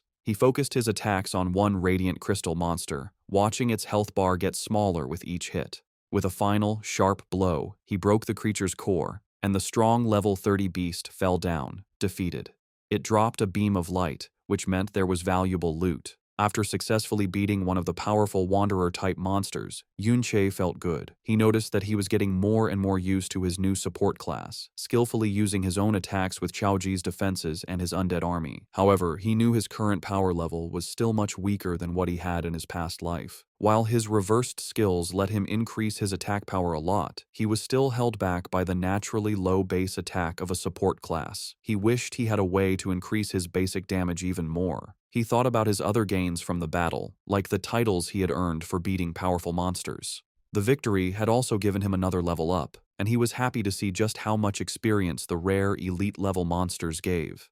As he walked up to the monster's body to pick up the dropped items, a message confirmed he had successfully gotten the valuable rewards. As Yunche looked at the loot from the defeated monster, his eyes widened in surprise. He had gotten a powerful weapon with high attack, a huge, glowing pink crystal longsword that gave him a massive plus 552 bonus to his attack power. A slow smile appeared on his face as he realized this was the perfect answer to his problem. This one weapon would be more than enough to make up for his class's naturally low base attack power. He equipped the sword, and it changed in his hands, becoming a larger, more threatening blade that crackled with dark purple energy. With this new power, he was sure that future fights would be much easier. However, his luck wasn't perfect. He looked at the other item that dropped, a skill book, but was disappointed to see it wasn't the specific gravitational pull skill he had been hoping to find. He guessed that the chance of that particular skill dropping must not be very high. As he stood on the cliff edge, wishing for better luck and a chance to hunt more of the high-reward wanderer monsters, his thoughts were cut short. A bright red, firework-like explosion suddenly lit up the sky in the distance, and it immediately caught his attention. Yunche right away recognized the flare in the sky. It wasn't just any distress signal. It was the special kind of flare that only the school's teacher teams had, which meant they were in serious trouble. The teachers, who had gone to what they thought was a student's distress call, found themselves in a very bad situation. They had stumbled upon a huge group of the elite wanderer-type monsters, all gathered around a single cave entrance. They couldn't understand why so many of the powerful creatures were all there. Soon after, Yunche, Chaozhi, Yunsha, and Yunyin also arrived. They were just as confused by the huge number of monsters gathered in one place. One of the teachers explained that they had just arrived after seeing the signal and didn't know what was happening yet. He pointed towards the cave, explaining that the signal was coming from inside and that the students they had come to rescue must be trapped in there. Another teacher explained their bad situation. They were trying to organize a rescue, but the group of monsters was simply too big. Even with all the teachers together, they didn't have enough people to break through. Seeing the powerful Yunsha and Yunyin arrive, one of the teachers looked to them for help, saying it would be a great help if they could assist in the rescue. Without hesitating, Yunsha accepted the teacher's request, saying that saving fellow students was their duty. She immediately took control of the battle, summoning a glowing, star-shaped magic object and using a powerful area-wide buffing spell called Starlight Mystic Art. The spell washed over the teachers and students, wrapping them in a golden light that greatly increased their spirit and attack power. The pure strength of the buff stunned everyone, who recognized it as an epic-level skill at the very least. With her allies now stronger, Yunsha turned her attention to the monster group, using a powerful attack spell, Gravitational Pressure, that crushed a huge area of the Wanderer beasts. At the same time, Yunyin joined the fight, using her own devastating attack, Hidden Thorn, which instantly destroyed a level 30 radiant crystal spike, showing her own incredible power. The combined strength of their attacks was amazing. The other students and teachers could only watch in awe as the once unbeatable monster group was destroyed. One of the students said that with this level of power on their side, they should be able to rescue the trapped people now, and he praised the amazing strength of Yunyin and Yunsha. Watching the incredible display of power from Yunsha and Yunyin, Yunche was very impressed. He noted that not only was their equipment top level, but their skills were as well. He concluded that with their help, the rescue would succeed without any problems, even if he wasn't there. With the immediate problem handled, Yunche's attention turned to the bigger mystery. As the rescue team moved toward the cave, he wondered what could have possibly attracted so many powerful Wanderer-type monsters to gather in this specific spot. Deciding to investigate on his own, he told Xiaozhi to stay with the main group while he went ahead to scout. Yunche then used his newly upgraded ability, Mirror Walk, and phased out of reality and into the parallel mirror dimension. He looked at the strange, purple-colored landscape, realizing that the dungeon's crystal structure gave him plenty of reflective surfaces, letting him enter the mirror world at any time. However, he also knew there were limits to this power. He hadn't yet figured out how to leave the dimension whenever he wanted, remembering how he was thrown out when the timer ran out during his raid on the Ding family's house and he couldn't get back in. As he moved through the mirror version of the cave, passing by the ghostly, untouchable phantoms of the other adventurers, he noticed something strange. The people had phantoms, but the monsters did not. Looking closer, he saw that the bodies of the monsters he had killed before existed physically in this dimension. This led him to a key understanding of his ability's rules. Besides himself, it seemed that other living things did not have a physical form in the mirror world, only their dead bodies. Moving silently and unseen through the mirror world, Yunche followed the ghostly phantoms of the other adventurers into the cave. He quickly recognized them as the group of senior students, including the one called Little Z. He figured that they must have been the ones who attracted the huge group of wanderer monsters, and, finding themselves overwhelmed, had fired the distress signal. From where he was, he could see they were using the narrow space of the cave to hold their ground, which should keep them safe for a short time. However, the main mystery was still there. What could possibly be inside the cave that would attract so many of these powerful creatures? He kept going, moving deeper into the mirror version of the cave to investigate. The confusing crystal landscape made it hard to find his way, with the endless reflections making it difficult to judge things. Suddenly, he froze, his eyes widening in shock and disbelief. He had found something completely unexpected, something that shouldn't be in a place like this at all. As he went deeper into the cave in the mirror world, Yunche's eyes widened. He had found the dungeon's true treasure, a huge vein of special, glowing green crystal ore. Now he understood why Little Z and his group had risked so much to come here. Dungeons often have special resources that don't exist in the real world, which are used to make powerful and unique equipment. The green ores were one such resource, worth far more than gold. As he looked at a green crystal, a message popped up, calling it a mirror image crystal ore. The message confirmed he could loot it and take it out of the mirror world, but more importantly, it asked him, "Return to the real world from here?"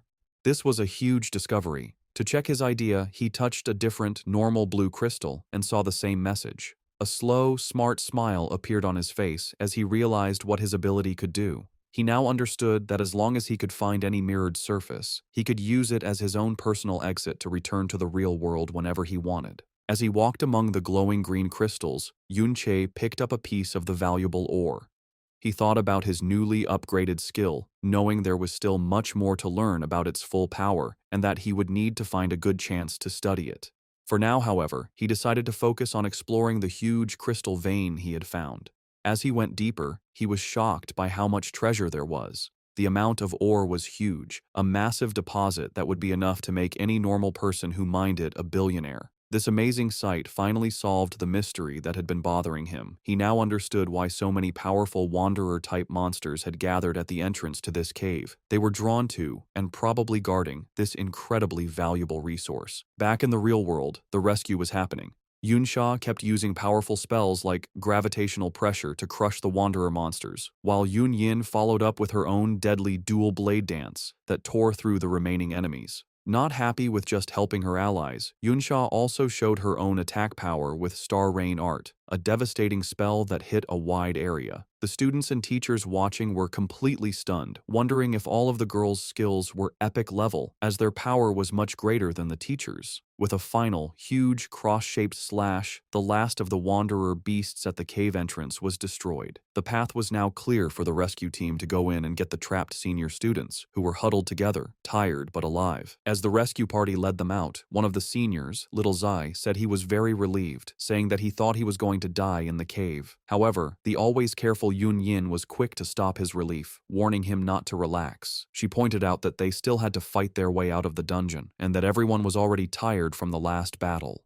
Yunsha agreed, but added with a confident smile that with their help, the escape should be much easier than their last struggle. As the rescued senior students were being led out of the cave, Yunsha's eyes suddenly widened, a look of surprise and worry on her face as she sensed something was wrong. Her bad feeling was right, as the students behind her let out terrified screams. The reason for their terror was a horrifying sight. The path ahead, which had been cleared just moments before, was once again full of an unbelievably large group of the elite wanderer-type monsters. It was as if every single wanderer in the whole dungeon had suddenly gathered in this one spot, completely blocking their path to safety. While the rescue team was being swamped by the sudden return of the wanderer group in the real world, Yun-che was continuing his solo exploration of the other mirror world. He moved through the confusing, maze-like paths of the crystal cave, his way lit by the strange green glow of the special ore veins. Suddenly, he stopped, his eyes widening in complete disbelief at what was in front of him. He had stumbled upon an amazing sight, a huge, tree-like crystal formation that reached the top of the cave, and at its very top, a brightly glowing, star-shaped crystal core pulsed with immense energy. He immediately knew what it was, the dungeon's legendary secret treasure. As he got closer to the core, he remembered the stories about such items. If the different crystal ores were the dungeon's special products, then this crystal core was the ultimate prize, the dungeon's one and only secret treasure.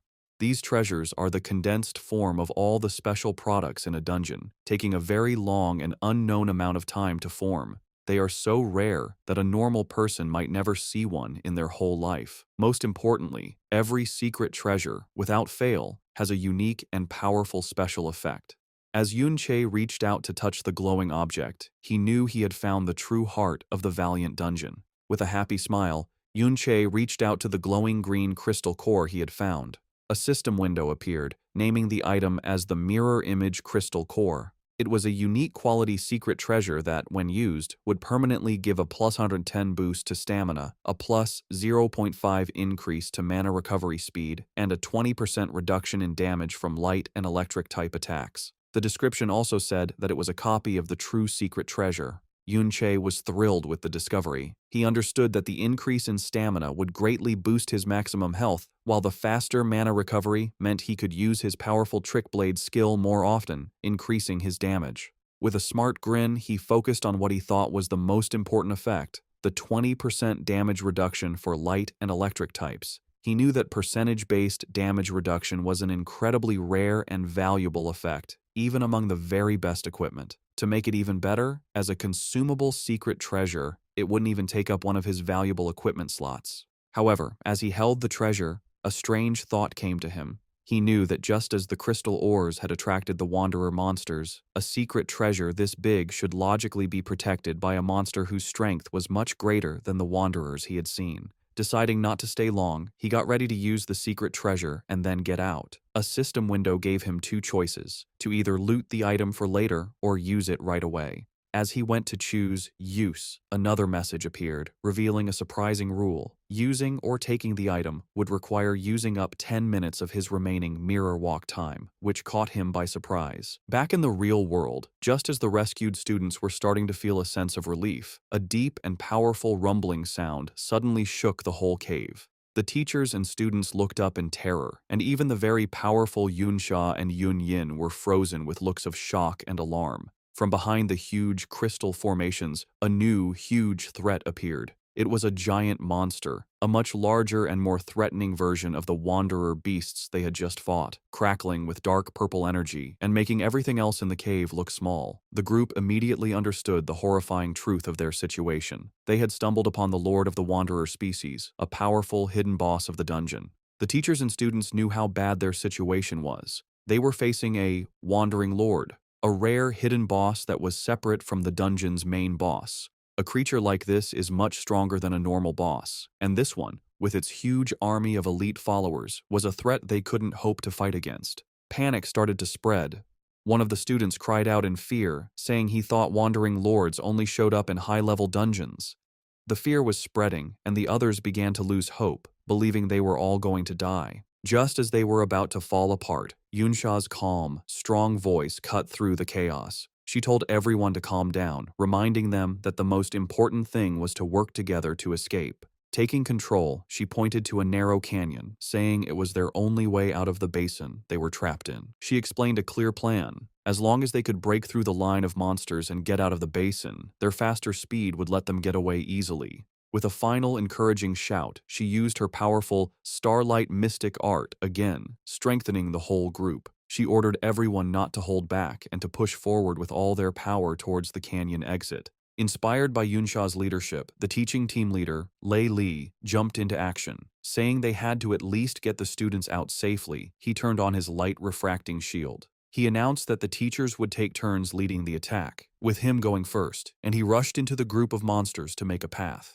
The other teachers and students followed close behind, their combined attacks creating a powerful push forward. Support class members cast healing and defensive spells on the frontline fighters, making sure they could keep moving. Surrounded on all sides, the group formed a tight defensive circle, slowly but surely pushing their way towards the canyon exit as the teachers urged them to hold on. Just as it seemed they might break through, the huge wandering lord stepped in. It let out a mighty roar, a skill called Battle Cry Rally. In response, the regular crystal monsters from all over the dungeon, which had been inactive before, suddenly started moving and began marching towards the basin. They poured into the canyon, their huge numbers forming what seemed like an endless wave of new enemies that completely surrounded the trapped rescue party. The students and teachers could only watch in despair as their escape route was cut off by thousands of new monsters, wondering where they had all come from. The already bad situation for the students and teachers got even worse. The huge wandering lord used a new ability called Crystal Aura. A massive red aura surrounded all the nearby monsters, strengthening them with a huge 20% increase to their health, attack power, and defense. The students on the front line were immediately beaten, crying out in shock at how much the monster's attack power had suddenly increased. The stronger group quickly got its first victim. A teacher was pierced by several energy beams, screaming that the damage was too high to be healed before he was completely beaten by the attacks and killed. A nearby student shouted in horror, announcing that a teacher was dead. As panic threatened to break them apart, Yunsha took control once more. She ordered the shield guards to the front to form a defensive line and told the priests to focus their healing on the shield bearers to keep them standing. Even with her strong commands, Yunsha knew their situation was very bad. She thought that everyone was already tired and they were now just barely holding on. Most terrifying of all, she realized that the Wandering Lord itself had not yet really started to fight, and they were already being pushed to their limit by its strengthened followers alone. Even with their best efforts, the combined forces of the students and teachers were no match for the strengthened, endless group of monsters. One of the teachers, his face serious, said that their efforts were useless and that they couldn't possibly break through at this rate. Seeing that a group defense was pointless, one of the more cowardly teachers decided to leave the group. He turned on a stealth skill, saying that it was every man for himself now. He tried to run, attempting to sneak past the monsters and escape on his own. The teacher, Lei Li, shouted after him, warning him that his stealth skill wouldn't last long enough for him to get away. His warning turned out to be tragically true. The running teacher was immediately spotted by a smaller, turtle-like crystal monster that came out of the ground, blocking his path. As the teacher froze in terror, the huge wandering lord, which had been watching the battle until now, finally made its move. It shot a devastating beam of pure energy that hit the ground where the lone teacher stood. The teacher was instantly destroyed, blasted directly into ashes by the overwhelming power of the lord's attack. The blast was so powerful that it not only killed the teacher, but also brought down the entire canyon, completely sealing the only escape route with a massive rock slide. The remaining students and teachers could only stare in horror at the unbelievable, terrifying display of power. One of them, his face a mask of despair, stuttered that they could no longer escape. Having sealed their only escape route, the huge wandering lord turned its attention to the trapped adventurers, its crystal eyes glowing as it charged another devastating energy beam. One of the students screamed in complete despair, believing it was over and that they were the next target. With no way to dodge the attack, the group prepared for the unavoidable, knowing they couldn't possibly block a blast that big. But at the last second, one of the students summoned a massive, fancy, giant shield that appeared in front of them. The shield, an epic quality, level 70 piece of equipment called the Rock Mountain Shield, had a huge amount of defense and resistance. The Lord's energy beam slammed into the giant shield with incredible force, pushing it back and threatening to break it. The teachers and stronger students rushed forward to hold the shield, knowing that if it fell, they would all be finished. Yunsha, her face strained with effort, explained their desperate plan. The shield was a level 70 piece of equipment, so its durability was sure to be high. However, because its level requirement was so high, no one in the group was actually strong enough to properly equip it and get its stat bonuses. This meant they had to physically hold the massive, hard-to-move object in place with their own strength. She knew this was only a temporary solution, a desperate move that could only buy them a little bit of time. As the students and teachers desperately held the line against the Wandering Lord's attack, their spirits began to break. One of the rescued seniors questioned why a monster of this power was even in the school's dungeon. Another student, his face a mask of terror and anger, turned on the teachers, blaming them for their situation and questioning why they had been brought there in the first place. One of the teachers, his face serious, wondered if their long struggle to save the trapped students had all been for nothing. The teacher, Lei Li, looked on with a pained expression, his only comfort being that at least the two younger students, Yunche and Xiao Zhi, were safe and wouldn't run into this danger. His thought was immediately proven wrong. To his complete shock, Xiao Zhi suddenly appeared at his side, pushing him out of the way of an incoming attack. Lei Li couldn't understand how the boy, who was supposed to be waiting by the valley, had gotten there so quickly. As another monster attacked, Lei Li shouted a warning. Xiao Zhi reacted instantly, shouting the name of his skill, "Surround Shield," to protect the teacher. However, the monster's attack was too powerful, shattering Xiao Zhi's defenses and breaking the group's perimeter. With their formation broken and their main tank hurt, the group was left completely open. There was no one left who could stop the advance of the Wanderer group. With their defensive line shattered, the group was left completely open, with no one left to stop the advance of the Wanderer monsters. In a desperate act of bravery, Xiao Zhi single-handedly charged the monsters, successfully blocking several powerful attacks and protecting the injured teacher, Lei Li. The teacher could only stare in amazement, wondering how the younger student he had dismissed as useless had such incredible strength. But Xiao Zhi's solo effort was not enough. The other shield guards' defenses were completely broken, and their entire defensive line was gone. Xiao Zhi himself was finally beaten, his armor breaking as he was sent flying by a powerful blow. He lay on the ground, bleeding and defeated, as the monsters prepared to deliver the final blow. Seeing their last line of defense fall, one of the teachers, his face a mask of sweat and terror, said that their situation was now truly hopeless. Just as the monsters were about to overrun the defenseless group, a blur of motion cut through the chaos. To the amazement of the teacher, Yunche appeared, standing on top of the body of a defeated monster. He held his massive, glowing crystal longsword, his eyes showing a cold, deadly calm. He looked down at his beaten and bleeding friend, Xiao Zhi, and praised him for his bravery. He then turned his attention to the monster group, his voice filled with strong confidence, and said, "Leave the rest to me." A short time ago, back in the mirror world, Yunche stood before the crystal core. He realized that since he had found the replica, the original, real-world version must still exist. This meant that with his mirror world ability, he could effectively double his harvest of any valuable resource. However, he knew there were limits. He had gathered 75 pieces of the valuable crystal ore, but bringing them all out would require 750 minutes of mirror walk time, far more than he had. He understood that, like the crystal core, each piece of ore cost 10 minutes of his time to bring out. Faced with this limit, he made a choice. He would loot the real-world crystal core, but for now, he would use the replica he found in the mirror world to get its powerful buffs right away.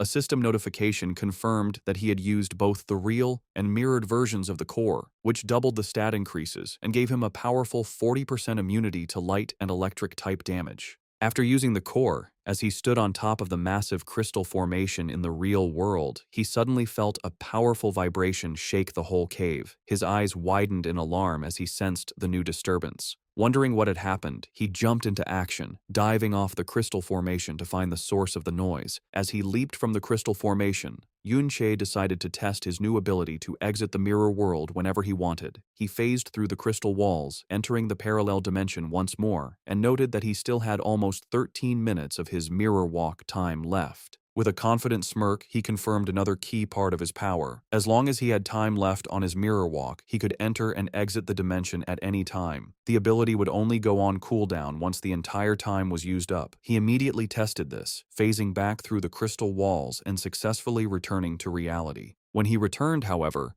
he saw a shocking sight. The number of monsters had grown hugely, far more than the crystal ore alone could explain. Towering over them all was the giant Wandering Lord, and Yunche finally understood that this creature was the true source of the dangerous feeling he had felt from the very beginning. Realizing the huge danger, his first thought was for his friend. He knew that Xiaoji and the others were in great danger, but with his new control over the mirror world, a new plan began to form in his mind. Knowing he could now enter and exit the dimension at any time, he saw a chance to turn the tables on the seemingly unbeatable boss. With his new control over his ultimate skill, Yunche came up with a new strategy. He began to phase in and out of the mirror world, using the other dimension to instantly move around, easily dodging the monster's attacks before reappearing in the real world to strike. This hit-and-run tactic was very effective. After taking down several more of the elite monsters, he reached level 24. He took a moment to check his new power, calculating that with his increased mana and the doubled mana recovery from the crystal cores, he could now stack his Blade of Trickery skill to get a huge 330% increase in his attack power. However, Yunche stayed realistic. He knew that while his current power was crazy, it was still not enough to face the giant Wandering Lord, a creature even stronger than a normal dungeon boss. He decided that he would need to reach at least level 30 to have a real chance of winning, and he knew he was still a long way from his goal. The story then returns to the desperate moment in the real world, with the students and teachers about to be killed. Just as all hope seems lost, Yunche exits the mirror world for the final time and appears in the middle of the battlefield. Standing on the body of a defeated monster, he looks at his beaten but brave friend, Xiaoji, and praises him for his courage. With strong will, he tells his friend to leave the rest to him, ready to face the huge group of monsters alone. Exiting the mirror world for the last time,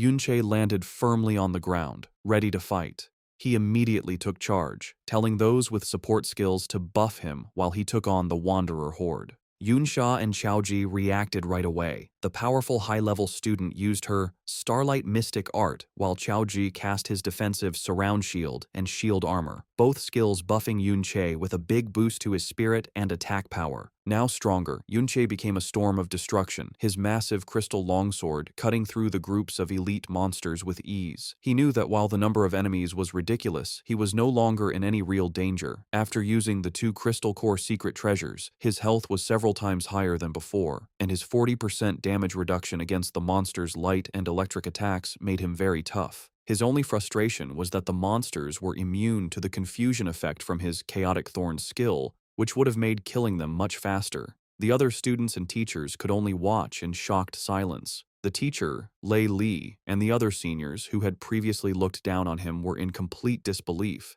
They checked his status bar and confirmed he was a support class chanter, but they couldn't understand how his attack power was so high, or what strange skill let him seem to teleport around the battlefield by phasing through the mirror world. Lei Li, his arm bleeding from an earlier injury, looked on with a mix of shock and awe. He couldn't believe that the younger student he had been so worried about was actually this strong. With his new power and toughness, Yunche became an unstoppable force, tearing through the endless group of elite wanderer monsters. The sheer number of high-quality enemies gave an incredible amount of experience, and he found himself leveling up at an amazingly fast rate. Yun Sha, who had earlier identified him as the intruder at the Ding residence, could only watch in amazement. She had first thought he was just a bold thief, but now she had to admit that his strength was far beyond anything she could have imagined.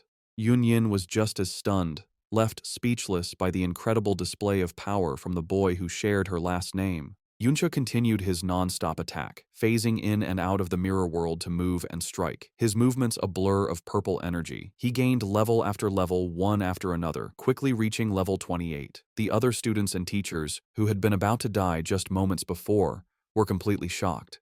One of the teachers, Lei Li, wondered if Yunche was some kind of high-level support from outside, but then remembered seeing him before and realized he was a student. His companion, Little Z, was even more shocked, unable to believe that a mere student could have such huge power. Despite Yunche's incredible performance, the Wandering Lord was still a massive threat. As the giant beast got ready to shoot another of its devastating energy beams, the students and teachers cried out in alarm. Yunche, his face serious, knew that even with all his recent power-ups, he would not be able to survive a direct hit from that attack. As the Wandering Lord began to move forward, its energy beam still blazing, the students and teachers behind their makeshift shield wall knew their time was running out. Once the giant beast got close, the two shields would not be enough to protect them. The teacher, Lei Li, seeing that Yunche had greatly reduced the number of smaller monsters, shouted for everyone to break out and head for the other exit. He knew that no matter how strong the mysterious student was, there was no way he could fight the Wandering Lord alone. However, his plan was immediately met with pushback. One of the other students pointed out the problem. The two massive shields were too hard to move. If they left them to make a run for it, they would be completely open to the Lord's devastating attacks. Another student added that the shields were too heavy to be carried and could only be moved by storing them in an inventory, which none of them could do. Just as their argument got heated, a calm voice cut through the chaos, telling them to leave it to him. It was Yunche. He laid out a new, selfless plan. He would attack the Wandering Lord to get its attention, giving the rest of them a chance to retreat. The teacher, Lei Li, was stunned by his sacrifice, asking what would happen to him if they all ran. Yunche explained his thinking. He knew from his past life that if a Wandering Lord isn't dealt with, it will eventually gather all the monsters in the dungeon and wander into the outside world, causing a major disaster. With a look of serious determination, he declared that he would stay behind and kill the beast himself. He activated his Blade of Trickery, boosting his attack power by a huge 350%, and noted that he still had over 5 minutes left on his mirror walk, giving him the perfect tool to take on the giant enemy. As Yunche got ready to face the Wandering Lord alone, the teacher, Lei Li, made the hard choice to lead the others in a retreat. He told them to get out faster, thinking that no matter how strong Yunche was, he would eventually get tired against such a huge enemy. He figured that the sooner they escaped, the sooner Yunche could escape too. When a student questioned Yunche's bold claim that he could kill the Lord, Lei Li said it was just a brave act to make them feel better because he knew how powerful a real Wandering Lord was. As he was forced to run with the group, Chaozhi felt completely useless. He looked back with a sad face, hating that all he could do at a time like this was run while his friend faced incredible danger. Silently, he prayed for Yunche's safety. Meanwhile, Yunche was not helpless at all. He kept fighting through the smaller monsters, getting stronger with every kill, and he quickly gained another level. As the huge Wandering Lord shot its powerful energy beam, Yunche used his mirror walk to phase out of reality. The beam passed right through the space where he had just been. He then reappeared behind the beast and hit it with a powerful slash from his glowing sword. However, his attack showed a hard truth. The Wandering Lord, a level 42 stone golem, had such a strong defense and a powerful healing skill that the small amount of damage he did was healed right away. He realized that at his current level, it was no use. Its defense was just too high. As he dodged the Wandering Lord's attacks, Yunche's first tests confirmed what he thought. He saw a large crystal on the creature's head was its core, which meant it was also its weak point. The only problem was getting to it. Even with his many buffs, his attack power was still not enough to break through the Lord's strong defense and healing. To make things worse, his time was running out. A quick look at his status showed that the powerful buffs he had gotten from the others were starting to wear off. His own mana was also very low, and he knew he wouldn't be able to use his powerful Blade of Trickery skill for much longer. He realized he had only one good option. He needed to get stronger. He needed to level up first by killing the weaker monsters. Just as he was about to start attacking the smaller monsters again, a bright beam of light shot out from a nearby crack in the rock. Yunche's eyes widened in surprise as he recognized the light. At that exact moment, the huge Wandering Lord also saw the light and, with a scary show of intelligence, shot its powerful energy beam at the crack. Yunche immediately phased into the mirror world to avoid the blast, but as he reappeared, he was shocked to see the beam was aimed at the exact spot where he would show up. He realized with a jolt that the smart boss had already learned his pattern and was guessing his moves. Forced to reappear in the real world in the middle of the Wandering Lord's huge energy beam, Yunche was caught in the blast. The attack was a big, continuous one that quickly took away his health, even with his powerful defenses. He knew he couldn't use his mirror walk to dodge, as he had less than 4 minutes of it left, and the continuous attack would use it all up in no time. His only choice was to use his undead army to block the damage. However, he knew this was a costly plan.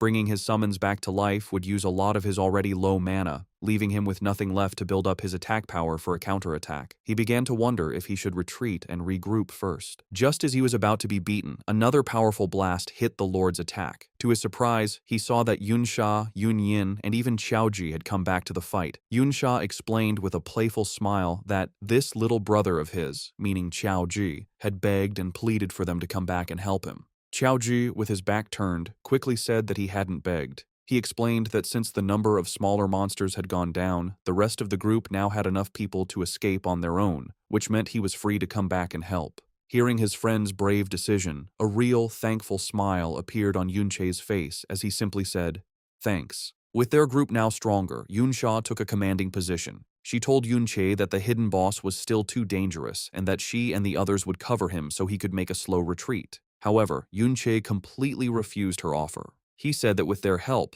there was no longer any need for him to hold back, and he used the full power he had. With the help of his powerful allies, he kept farming the smaller monsters, and his mirror walk time finally ran out as he reached the key level of 30. Now at his target level, he knew his attack power was finally enough to take on the Lord. He immediately put on the rare, level 30, Corrupted Knight's armor he had gotten from the Ding family's dungeon, which greatly increased his defenses. Yunsha watched him, asking if he was really thinking of attacking the Lord's weak point on its head. She pointed out that at that height, it was impossible to get up there.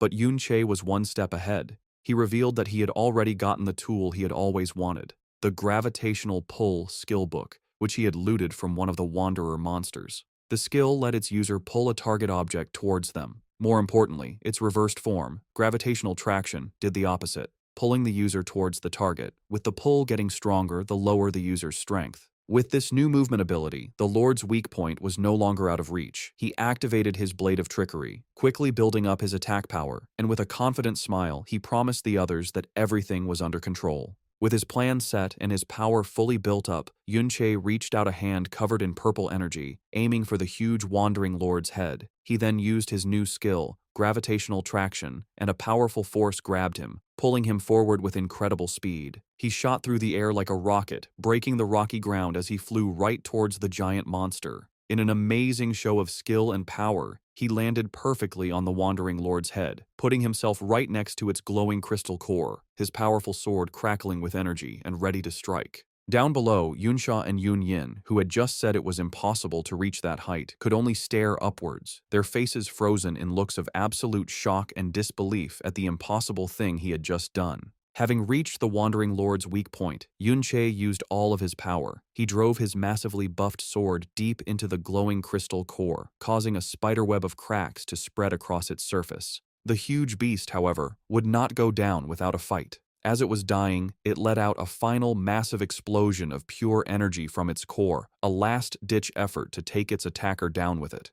Yunche was caught in the center of the blast, his health dropping quickly as a flood of messages confirmed the massive, continuous damage he was taking. But his new defenses and increased health held strong. He gritted his teeth and survived the attack, and when the light finally faded, he was left standing, beaten but alive, while the Wandering Lord's massive crystal body broke into 1,000,000 pieces. A series of messages confirmed his incredible victory. He had defeated the Wandering Lord, earning a massive bonus of 5,000 experience points and the respected title of Wanderer Killer. More importantly, the hidden boss had dropped 2 legendary quality skill books, Golden Light Shield and Angel's Protection, rewards of immense power and value. With a final powerful strike to the Wandering Lord's core, Yunche used all of his built-up power. The giant beast broke into 1,000,000 pieces, and the explosion of energy and experience instantly gave him 3 more levels, bringing him to level 33. The students and teachers watching were left in stunned silence.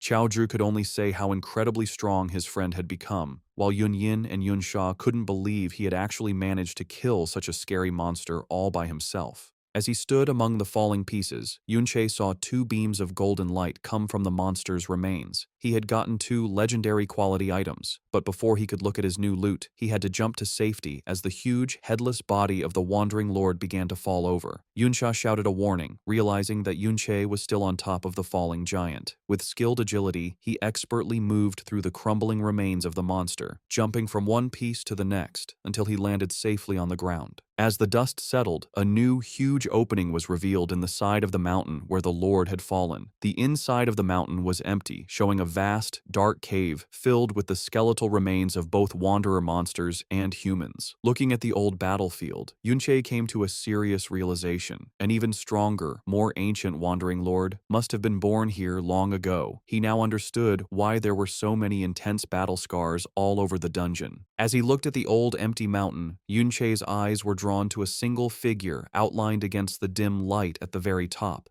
His heart skipped a beat as he recognized the armored warrior, still in a final defiant pose, his great sword stuck firmly in the ground. A system message confirmed the impossible. It was the body of Qiao En, who was also known by his nickname, Qiao Benben. Yunche could only whisper his friend's name in disbelief. The other students and teachers soon arrived at the scene, just as stunned by the sight. Yunsha, her voice full of awe, identified the figure as the famous traitor, Qiao En. She admitted that while she had heard this was the place where he was killed by the hero Ding Kun, she had never expected the scene to be like this. The battlefield was a sign of a desperate last stand against countless monsters and people. She noted that the heroic, defiant figure before them was completely different from the statue in the Modern History Memorial Hall, which showed him being stepped on. This, she declared, did not look like someone who would be so easily beaten. Yunsha stayed silent, his face a mask of grief and sadness as he looked at the remains of his fallen friend. Qiaozhi, his great-grandson, finally spoke. He told Yunche that while he probably wouldn't believe him, he now thought that his great-grandfather might not have been a bad person at all. As Qiaozhi stood before his great-grandfather's remains, he began to explain the truth he had found. He told Yunche that he had spent his childhood looking through the historical records of his great-grandfather, but whenever he got to the parts about his experiences, the descriptions were always frustratingly unclear. Despite this, he had managed to find some key details. He had discovered that his great-grandfather had a habit of going into dungeons that were far below his actual level. This led him to the main question: why would an S-rank professional, someone over level 60, come to a low-level dungeon like this one? He then answered his own question with new certainty. It was because this dungeon was one of the few places that could spawn a Wandering Lord, a creature that could summon all the monsters in a dungeon and lead them into the outside world, causing a major disaster. He explained that back in those days, the government didn't have enough soldiers to defend against the constant threat of monsters coming out of dungeons. They had to rely on a few powerful and responsible professionals to regularly clear out the most dangerous threats. His great-grandfather, he declared with pride, was one of those heroes. He hadn't been a traitor. He had come to this dungeon to stop a potential disaster before it started. As Yunche listened silently to this revelation, Qiaozhi's confidence started to fade. He admitted that the others probably thought he was just making things up, and that even his own family believed he was just looking for mental comfort, twisting the unclear historical texts to fit a story he wanted to believe. Just as he was about to give up hope, a hand gently rested on his shoulder. He looked up to see Yunche, a kind, understanding smile on his face, who simply said, "I believe you." As Yunsha and Yunyin looked on with expressions of shock and admiration, Qiaozhi was completely overwhelmed. left speechless by Yunche's simple, heartfelt statement of belief. A flood of memories washed over Yunche as he remembered his fallen friend and comrade, Chao Benben, whose heroic legacy had been so cruelly twisted. He recalled Chao Benben's youthful arrogance, how he would boast that his natural talent meant he didn't need a master and would soon be better than Yunche himself. But he also remembered the boy's terror when he got in over his head, screaming for his master to save him from a swarm of monsters, only to then stubbornly deny that he needed saving at all. His pride hurt. He remembered his friend's unique habit of working hard in secret, only to then show off his new strength in front of others, and how he always chose the weakest shield-bearer class, the sword guard, because no other shield-type class was fast enough to keep up with Yunche's reckless attacks. He remembered how he always seemed to find Xiao Benben, even when he tried to sneak off on his own to grind levels, and how his friend would always make excuses, claiming he just couldn't resist a good fight, insisting that saving people was just something he did on the way. Filled with a new sense of purpose and a burning desire for revenge, Yunche looked at the remains of his friend. He declared that, for Chao Benben's sake, he would settle the score with the Ding family, the ones who caused his friend's suffering after his death. Back at the Ding family residence, Ding Shu is telling the story of the dungeon expedition to his unbelieving father and uncle. He insists that what he is saying is true, that Yunche is just that amazing, and that they can ask the teacher in charge if they don't believe him. He explains that he was initially blocked from entering the dungeon because of his low level, but he waited outside until the survivors came out. The scene flashes back to the students leaving the dungeon, buzzing with excitement. They had all witnessed the fall of the giant wandering lord from a distance and were in awe of the person who had managed to kill a rare hidden boss that was over level 40, a feat that was beyond their imagination. Ding Shu, listening in, confirmed that the hero's name was Yunche. He couldn't believe that someone even more powerful than the high-level Yun Yin had been among the students, and he wondered about Yunche's true identity. Back in the present, after hearing his son's report, the third head, Ding Ge, is silent for a moment. He then gets up from his seat and gives a chilling command to gather the Ding family guards and follow him to the traitor's dungeon, the very place where Chao En had died. His brother Ding Yi stops him, remembering a detail from Ding Shu's earlier report about the intruders at their home. With a sinister look in his eyes, he tells his brother to bring the members of the Chao family along with them as well. Meanwhile, back in the dungeon, Yunche looked at one of the legendary skill books he had gotten from the Wandering Lord, the Golden Light Shield. Without hesitating, he offered the powerful book to Chao Ji, telling him he should learn it since it didn't have a level requirement. Yunsha, who was watching them, was shocked. She asked why he would so easily give away a legendary skill. Yunsha calmly explained that the skill was only for shield bearers, so it was useless for him. He then added an important detail, suggesting that Chao Ji's great-grandfather, Chao En, probably used this very skill in his time. Moved by this, Chao Ji accepted the book. Yunsha looked on thoughtfully. She commented that while Chao Ji might not have many powerful skills, Yunche certainly had plenty of them. She admitted that even though her own skills were considered high level, she felt she was far behind him, mentioning his ability to seemingly teleport and his power to summon a large number of undead creatures. Her mention of the undead made Yunche's expression turn serious as his eyes glowed. He suddenly remembered a key detail about his power. His undead summons were created from souls he found in the mirror world. This led him to a deep realization. If other souls also went to the mirror world after they died, then it was possible that his old friend Chao En's soul was waiting there as well. After his sudden realization, a look of nervous excitement crossed Yunche's face. A system message confirmed that his mirror walk ability was ready again, giving him a full 30 minutes to explore the mirror world. He immediately wondered if he could use this chance to find his old friend's soul. With a determined look, he activated the skill, his body covered in a familiar purple light as he stepped into the other dimension. Inside the strange blue-green landscape of the mirror world, he found what he was looking for, a powerful, ghostly figure in full armor, with a calm but strong presence. Yunche was filled with emotion, whispering the nickname of his fallen friend, Chao Benben, confirming that his friend's soul had indeed been waiting here all along. Back in the real world, time had passed, and Yun Yin went up to Yunsha, reminding her that they should be leaving soon as she had an important audience ceremony to go to. Yunsha seemed unwilling to go, admitting they had been there for a while, but that the events happening were much more interesting. Her eyes drifted to where Yunche had been, and she wondered out loud to the others what he could possibly be doing and why he had been gone for so long, not knowing about the reunion he was having in another dimension. Inside the mirror world, Yunche stood with a serious expression. He spoke to the armored soul of his old friend, Chao Ben, saying he couldn't believe they could meet again. He mentioned having so much he wanted to say to him. However, his reunion was cut short.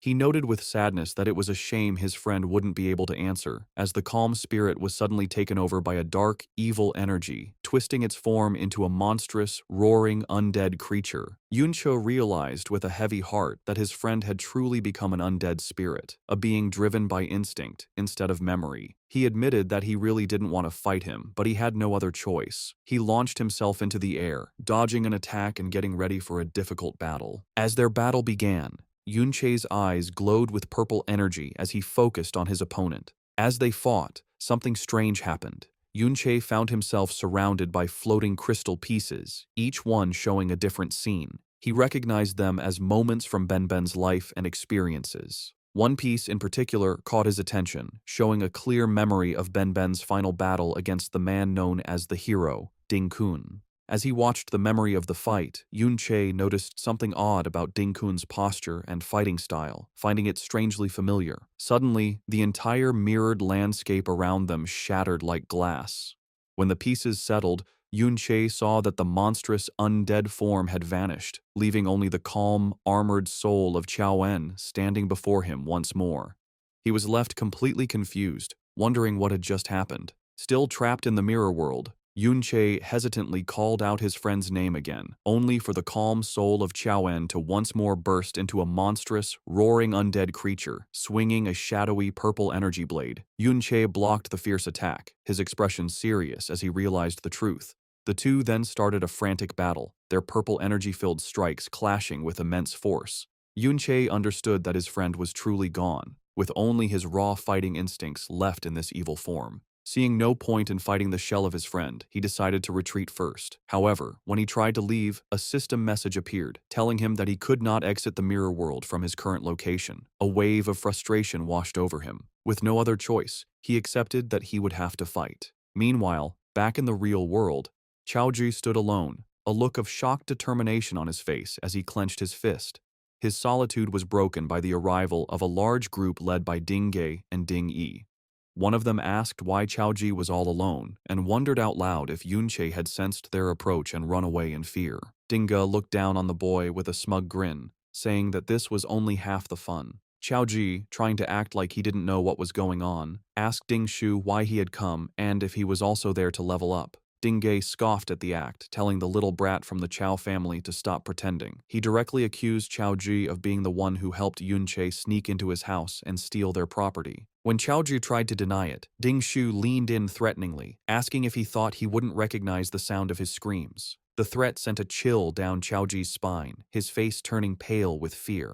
Brushing the matter aside with a cruel wave of his hand, Ding Ge announced with a sinister smile that none of that was important now, as he had brought Chaoji a little gift. Chaoji's face showed pure terror as Ding Ge repeated his sinister offer, revealing his little gift. As Chaoji's eyes widened in horror, a group of tired-looking people were brought forward by the Ding family guards. It was his own family. He recognized them in disbelief, whispering the names of his grand-uncles, grand-aunts, and finally, his own mother, who looked back at him with a tired, defeated expression. Before he could understand the situation, one of his elderly relatives, his second grand-uncle, exploded with rage. He screamed at Chaoji, telling him to kneel and apologize to the hero's family and to Ding Shu. Chaoji, looking down, started to say that he didn't want to live like this anymore, but his granduncle cut him off, angrily asking what he had taught him about how to act in front of the Ding family, screaming at him to kneel once more. This was the last straw for Chaoji.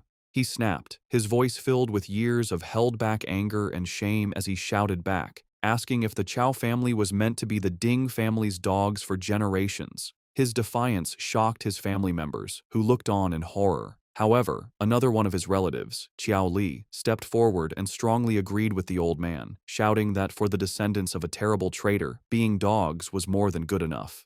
The pressure on Chaoji grew as another female relative tearfully asked if he was trying to get their whole family killed, begging him to think of his father. She reminded him of how hard his mother had worked to support the family ever since his father had gone mad, trying to make him feel guilty and give in. After a moment of silence, Chaoji's attitude changed completely.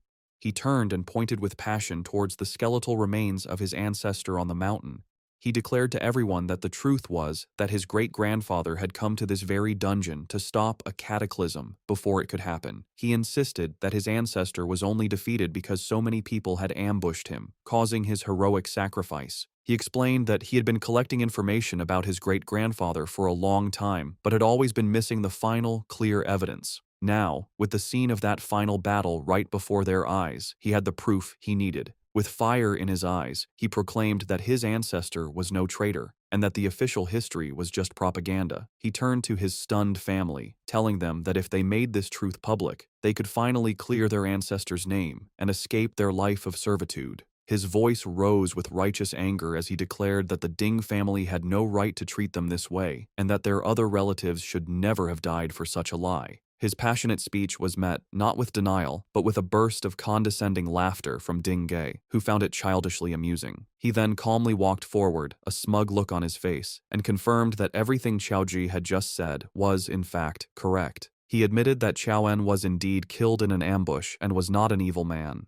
Then, with a chilling lack of regret, he revealed the final, damning truth. His own grandfather, the hero Ding Kun, was the one who had planned that ambush to make his fortune. Qiao Ji could only listen, stunned into silence by the casual confession of the crime that had ruined his family for generations. With a manic grin, Ding Ge leaned in close to the horrified Qiao Ji and cruelly dismissed the truth, asking who even cared about it. He declared that the official story was all that mattered. Qiao En was an imperial traitor, and therefore he was vile. Spreading his arms wide before his armored guards, he mocked Qiao Zhi further, asking what it mattered if he drove his father mad or killed his relatives, proclaiming that as descendants of traitors, they deserved their lowly fate. He then delivered the most devastating blow. Pointing a finger at the terrified Qiao family, he revealed that they had known the truth all along. He asked Qiao Zhi how else he thought the relatives he'd mentioned had died, implying they were silenced for knowing too much. With the mental torment complete, Ding Yi adjusted his tie with a smug smile and gave a simple, chilling command for them to kneel. Immediately, and without a word of protest, the entire Qiao family, including the elderly, fell to their knees in submission. Qiao Ji's mother, now kneeling on the cold ground, pleaded with her son, whom she called Ah Ji. She begged him to admit he was wrong and stop resisting, telling him it was useless. With tears streaming down her face, she confessed her deepest fear. After his father went mad, she couldn't bear to lose her son as well. Hearing his mother's heartbreaking plea, Qiao Ji stood frozen, his body filled with despair and conflict. Just as his spirit was about to break, a new, gentle voice cut through the tension. A woman with long brown hair reached out a hand towards him, telling him not to listen to them. She looked at him with a kind smile and told him that he was the best. The woman's words of encouragement seemed to vanish as Ding Shu, his face covered in bandages from his last encounter with Yun Che, stepped forward with a sneer.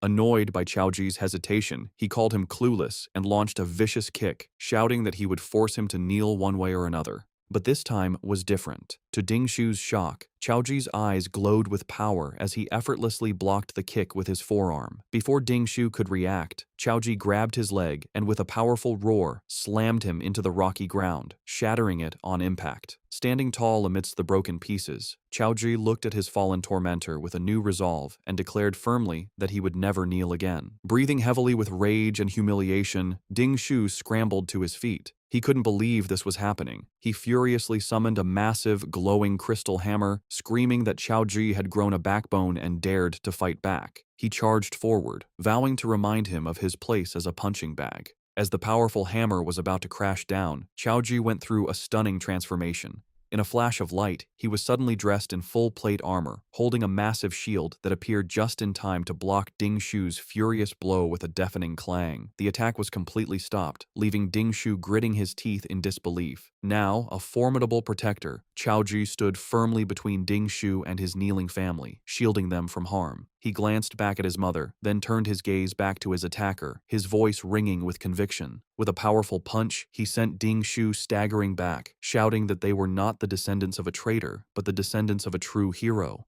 Xiaozhu's sudden show of strength left Ding Ge speechless, while Ding Shu stumbled back in complete disbelief. His mind was spinning, and he clutched his head, unable to understand how the boy he had always bullied could suddenly become so much stronger. Blinded by anger, he charged again, screaming that Xiaozhu was just a punching bag he had been beating up since they were children. He swung his weapon in a wide, powerful circle, furious that his old victim would dare to fight back. However, Xiaozhi met the hit head-on, his armored body easily taking the impact and sending Ding Shu crashing to the ground once more. As his family watched in stunned silence, Xiaozhi looked down at his defeated tormentor and declared with strong confidence that he was no longer the person he used to be. At the same time, in the mirror world, a much more desperate battle was happening. Yunche was locked in a fierce fight with the evil soul of Qiao Benben-en. He knew that he was facing his friend in his prime, a warrior of incredible power. The difference between their current strengths was huge. Yunche knew that if it weren't for the fact that Benben was a defensive class and was currently mindless, he would have been beaten in an instant. However, Yunche had one very important advantage. He was the one who had taught Benben all of his fighting moves. He knew his friend's weaknesses like the back of his hand, which allowed him to guess and counter his moves. But even with this knowledge, the fight was incredibly difficult. The spirit's defense was that of a level 60+ warrior, and even with his blade of trickery fully powered up, Yunche's attacks barely did any damage. Suddenly, the undead spirit let out a huge, explosive wave of golden energy. Yunche instantly recognized the move. It was the legendary skill, Golden Light Shield, the very one he had given to Xiaozhi just moments before. He got ready, blocking the powerful attack, a look of grim determination on his face as he realized how much of a pain this fight was going to be. Back in the real world, a humiliated Ding Shu screamed in fury and attacked Xiaozhi with a powerful skill called Mountain Shaking Wild Hammer. However, Xiaozhi, now a strong tank, not only blocked the hit, but sent Ding Shu flying with a powerful punch of his own. He then followed up with a sweeping shield bash that sent Ding Shu crashing to the ground. Watching this pathetic display, Ding Ge sneered at his nephew, asking how he could now be losing to the little brat from the Chao family. Deciding to take matters into his own hands, he announced that he would take out Ding Shu's anger for him and lunged at Xiaozhu with a powerful, energy-filled strike. As his fist was about to hit, he was met with a blinding flash of golden light. He looked on in disbelief as he realized Xiaozhi had summoned a huge, crackling energy barrier, the legendary Golden Light Shield. With his new power, Xiaozhi taunted his attackers, calling the so-called hero family nothing but cowards who didn't even dare to fight one-on-one. At the same time, in the mirror world, Yunche was facing the very same legendary skill. The undead spirit of his friend was protected by the same bright golden shield, and Yunche was letting out a relentless series of purple energy slashes against it. He knew exactly how the skill worked. As a legendary ability, the Golden Light Shield's defensive power was not just based on the user's stats. As long as it wasn't hit by a single attack that was more than double its endurance limit, it could take at least 10 direct hits. However, it had a critical weakness. It was a consumable skill. Even the smallest amount of damage would drain its energy, and Yunche was using this flaw, chipping away at its power with each strike. Back in the real world, the Golden Light Shield, protecting Xiaozhi, finally broke under the relentless attack from the Ding family members.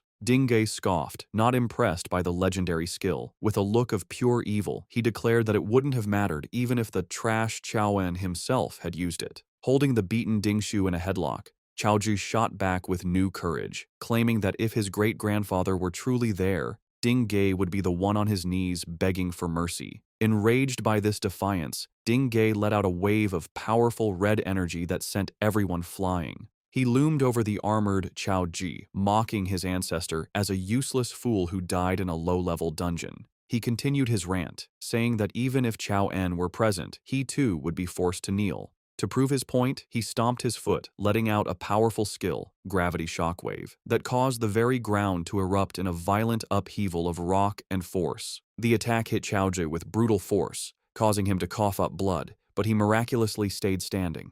Ding Ge looked on with a surprised smirk, commenting on how tough the boy was.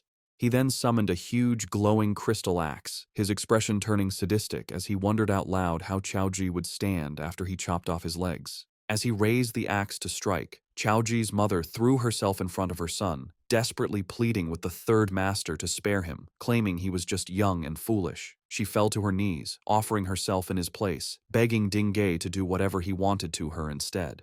Her desperate plea gave Dingay a new, cruel idea. A wicked smile spread across his face as he looked from the mother to her son. He then gave a horrific ultimatum to the bloodied and cornered Chao Ji. If he refused to kneel, he would kill his mother right in front of him. Losing his patience with the standoff, Dingay casually dismissed his threat, claiming there were plenty of other people to kill as he swung his axe towards Chao Ji's mother. Panicked, Chao Ji screamed for him to wait, his resolve finally breaking as he prepared to give up. But before he could say another word, the entire area was rocked by a massive explosion of dust and debris that erupted from the ground, blocking everyone's vision. When the dust finally began to settle, the Ding family guards and the Chao family were left staring in stunned silence at what had appeared. Before them stood a towering, ghostly figure in full dark armor, radiating an intimidating blue aura. Dingay, his axe still raised, could only stare in utter disbelief, recognizing the impossible figure before him. He stammered out the name, Qiao En.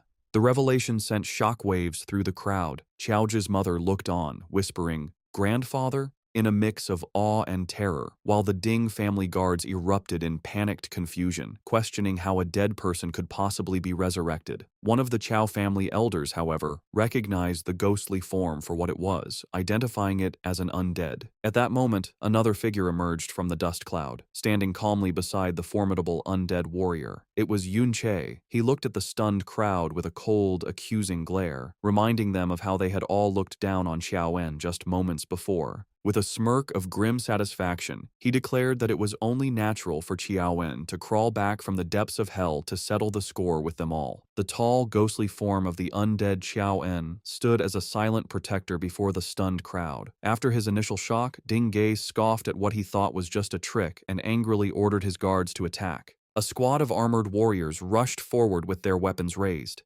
However, they were met with a display of skill they couldn't understand. The undead hero moved smoothly, its sword and shield a blur as it effortlessly blocked all their attacks at once. The Chao family elders watched in awe, one whispering in disbelief, asking if that incredible warrior was really Qiao En. Chao Zhi was also amazed, seeing the mastery in the parry and how it stopped so many skilled guards at once. From a distance, Dingay saw the undead was one of Yunche's summons, like the small fry he summoned during the raid on their home. Seeing the spirit was only level 33, he sneered. He declared that even as the spirit of Qiao En, it was still weak and charged forward with his flaming axe to finish it himself. As Dingay's powerful blow came down, the undead warrior's weapon was coated in a strange, thick energy. To Dingay's complete surprise, his attack was perfectly parried with enough force to send him stumbling back. Angry and embarrassed, a red aura exploded around him as he called the parry a mere trick, shouting that skill was useless against pure power. He then unleashed a powerful charging skill, Boulder Bash, planning to crush the undead warrior completely. But just as the huge attack was about to hit, the undead Qiao En again summoned the bright, golden light shield. The powerful charge slammed into the strong golden barrier, and Dingay could only roar in frustration as he was stopped by the legendary skill again. From a safe distance, Yunche smirked as he watched the standoff. He taunted the struggling Dingay, explaining that even as an undead, Ben was still an S-class spirit, and the legendary Golden Light Shield alone was more than enough to keep him busy for a long time. Pushed back by the shield's great power, a furious Dingay realized its weakness. He ordered all his men to attack at once, hoping to overwhelm the shield and drain its energy with numbers. However, their attack was stopped by a new wave of summons. A group of skeletal warriors glowing with a scary green aura erupted from the ground, fighting the rest of the Ding family guards and stopping them from helping their master. Annoyed by this new delay, Dingay changed his plan. Calling the summons a small problem, he activated his own power, putting on a full set of strong glowing red armor. With his power now boosted by a skill called Blazing Fury, he declared the summons didn't matter. He realized the real target was the summoner himself. With a roar, he unleashed a powerful skill, Accumulated Pressure Punch, directly at Yunche, knowing that if he could kill him, all the summoned creatures would disappear. With his eyes glowing with evil intent, Dingay charged forward, bragging about the high-level gear his grandfather gave him. He was sure Yunche had no chance, but just as his attack was about to land, it was met with a flash of purple light. A single, clean slice cut right through his attack.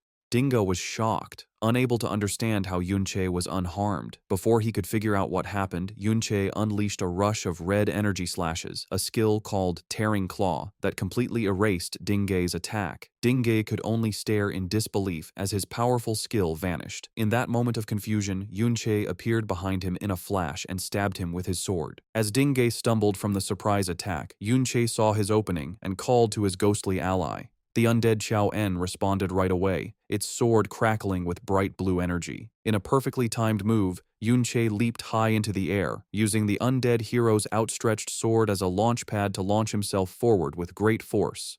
He shot towards the wounded Dingay and delivered a powerful spinning slash that sent the third master of the Ding family flying, bleeding and cursing in pure anger. With his eyes glowing with cold focus, Yunche continued his non-stop attack. He unleashed a powerful rush of purple energy slashes that completely overpowered Dingay. Yunche moved in with lightning speed, his blade cleanly cutting off Dingay's arm. Dinga screamed in pain, holding the bleeding stump and desperately calling for a priest to heal him. In his panic, Yunche appeared right behind him. Dingay reacted by instinct, slamming his fist into the ground to unleash a powerful gravity impact shockwave, trying to push his attacker away. However, Yunche just vanished and reappeared a short distance away, unharmed. With a superior smirk, he asked the terrified third master what was wrong, taunting him by asking if he was scared. Sweat appeared on Dingay's forehead as he frantically looked around, screaming again for a priest who wasn't there. He then saw why they were gone. His elite guards were being killed one by Yunche's army of ghostly skeletons, which now glowed with a scary green aura of new power. Yunche stood calmly among his ghostly army, a coldly confident look on his face. He mocked Dingay, asking if he really believed his undead were still as weak as they were during the raid on his home.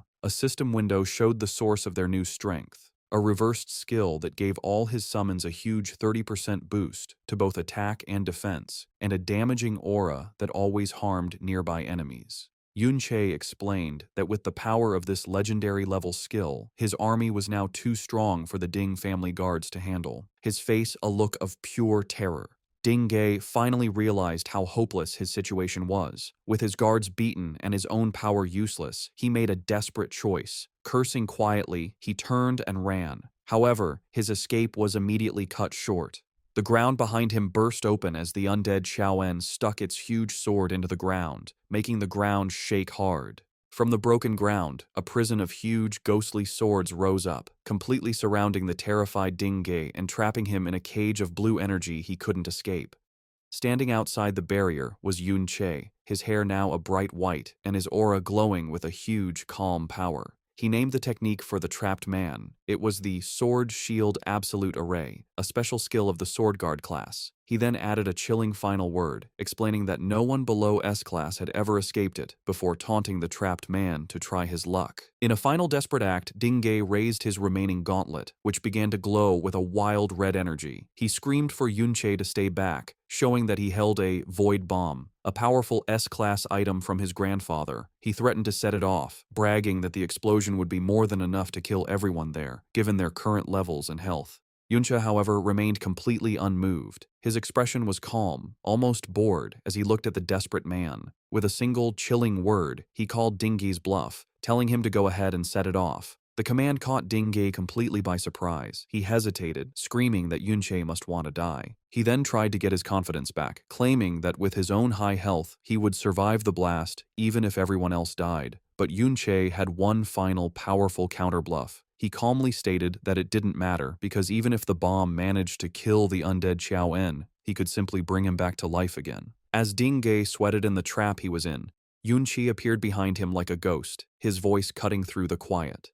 He continued what he was saying, telling the trapped man that while he might survive the bomb, Yunche himself would be completely unharmed by the blast. Before Dingay could even react to the unbelievable claim, Yunche moved with amazing speed, his glowing blade flashing as it cleanly cut off the man's remaining arm, the one holding the powerful void bomb. The severed arm and its dangerous weapon fell uselessly to the ground with a heavy thud. With his enemy now completely unarmed and helpless, Yunche, still glowing with a huge calm power, gave a single, cold command for him to kneel. As if forced by an unseen power, the ground around Dingay's legs shattered and reformed, pinning him down and forcing his broken body to kneel. Watching this show of complete power, Chao Ji, despite the blood on his face, couldn't help but smile with pride and relief. Nearby, the sad form of Ding Shu was seen trapped in the ghostly sword cage, crying without stopping. Yunche then walked up to the defeated third master, placing his foot firmly on his back. He looked down at the man who had caused so much pain, his glowing sword held ready. With a coldly calm look, he asked the broken man to tell him what worth he thought he had left. After the hard battle, Yunche looked at the items he got from Ding Ge.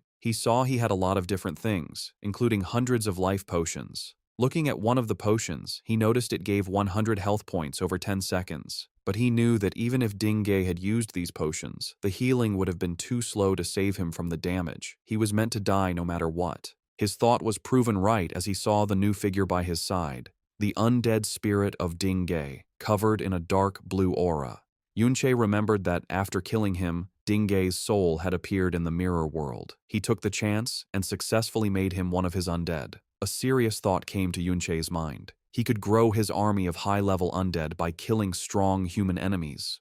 Nearby, Ding Shu's unconscious body lay on the ground, a quiet reminder of how brutal the fight was. Meanwhile, the members of the Chao family watched Yunche in amazement. The second granduncle couldn't believe that someone so young could be so powerful. He looked at Chao Ji, who was comforting his mother, and realized that it was Yunche who had helped Aji, helping him to become stronger in his heart and mind. But fear soon took over. Qiao Li, with panic in his eyes, asked what they were going to do now. He was scared, sure that the Ding family would get terrible revenge for the third master's death. Another family member agreed, saying that no matter how strong the young man was, he would have no chance if the hero, Ding Kun, got involved. He thought that if the hero was able to kill their powerful ancestor decades ago, he would only be stronger now. Yunche heard their worries, and in his mind, he agreed with them. He knew that once the news of what happened got out, the time he had left to get stronger would be very short. With the powerful image of the hero in his mind, he knew he needed to level up quickly to have any chance of fighting an opponent like Ding Kun. Just then, a system message appeared before him, surprising him as he wondered if something had leveled up. The system message that surprised Yunche was a warning that his undead army had leveled up. He thought that sending his scattered undead minions to fight monsters all over the dungeon had worked well. With their current level and equipment, his undead army could now completely control this dungeon. However, he knew that this dungeon was not enough for him to level up quickly anymore. This was why he had sent his undead out with a more important goal in mind. His main goal was for them to find the dungeon's real final boss, the Dungeon Lord. He knew that this creature, a level 41 monster named the Giant Eye Demon, was different from a hidden boss, like the Wandering Lord he had fought earlier. The Dungeon Lord was the heart of the whole dungeon. By killing it, the dungeon would be finished, and the whole area would fall apart and disappear. This was all part of a bigger, more urgent plan. From a distance, Yunche watched the dungeon's entrance, which was still being guarded by the teacher and the other students. He knew that they must have seen Ding Ge bring the Chao family into the dungeon. If the Chao family were to leave on their own now, it would make people suspicious right away. So, his only real choice was to create a big distraction. By beating the Dungeon Lord and making the dungeon fall apart, the chaos that followed would be the perfect cover for the Chao family to escape without being questioned. This plan also had another benefit. Destroying the dungeon would stop the Ding family from being able to find out how Ding Ge died, buying Yunche a lot of valuable time. With his plan working, his powerful undead servant, Chao En, fought and successfully beat the Dungeon Lord. The system confirmed his plan worked with 2 messages. Yunche gained another level, and a message said that the Dungeon Lord had been beaten and the dungeon was now finished. As the dungeon began to pixelate and break apart, the members of the Chao family looked around in shock. Chao Li realized with alarm that the whole world was falling apart around them. Yunche appeared before them, calmly explaining that he had killed the Dungeon Lord. He explained the rest of his plan, telling them that the dungeon's destruction would cause chaos. This, plus Ding Ge's sudden disappearance, would slow down the Ding family's reaction time. He told them to use the confusion to escape, promising them that they would be safe for a little while. However, he gave them one final, serious instruction. He told them that if they were ever really questioned and pressured by the Ding family, they should not be afraid to give him up and put all the blame on him. As the world crumbled into digital pieces, Yunche began to call back his undead servants, a golden light forming in his hand. Just then, a system message surprised him. It showed that his hidden skill, Mirror World, had gained 5,000 experience points. The message explained that by killing the Dungeon Lord, he had gotten a Dungeon Core Spirit, which was then turned into elements for his skill. A very important realization came to him. The only way to get the experience needed to level up Mirror World was by killing dungeon lords. He thought about the huge power boost the last upgrade had given him. With this new knowledge, a clear path forward opened up. He concluded that if he could level up this ultimate skill again, he would be able to quickly close the huge power gap between himself and his final target, the hero Ding Kun.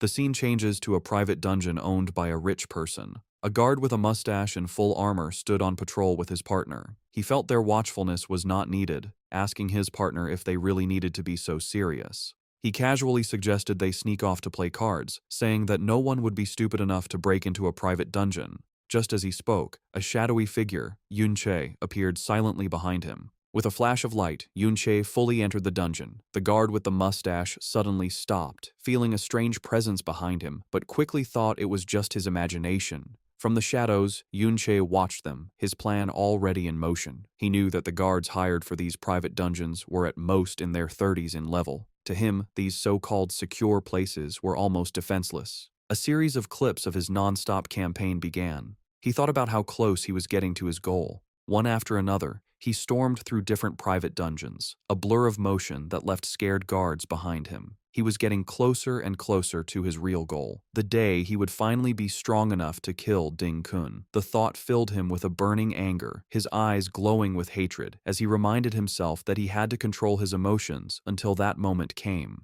To reach his goal, he began a planned killing of dungeon lords. He fought a huge, beast-like creature, telling himself to stay calm as the system announced he had leveled up and finished the dungeon. He moved on to another, facing down lizard-like monsters, his mind focused on the fact that calmness was the key to not making mistakes. He faced a huge, centaur-like demon, his determination strong. Finally, now wearing powerful new armor and surrounded by a storm of purple energy, he finished yet another dungeon, his power growing with each win. Yun Che's non-stop attack on private dungeons had not gone unnoticed. Newspapers were filled with headlines about the mysterious, bad clearing of many dungeons, causing widespread panic. With each dungeon lord he beat, his ultimate skill, Mirror World, gained another 5,000 experience points, adding up quickly.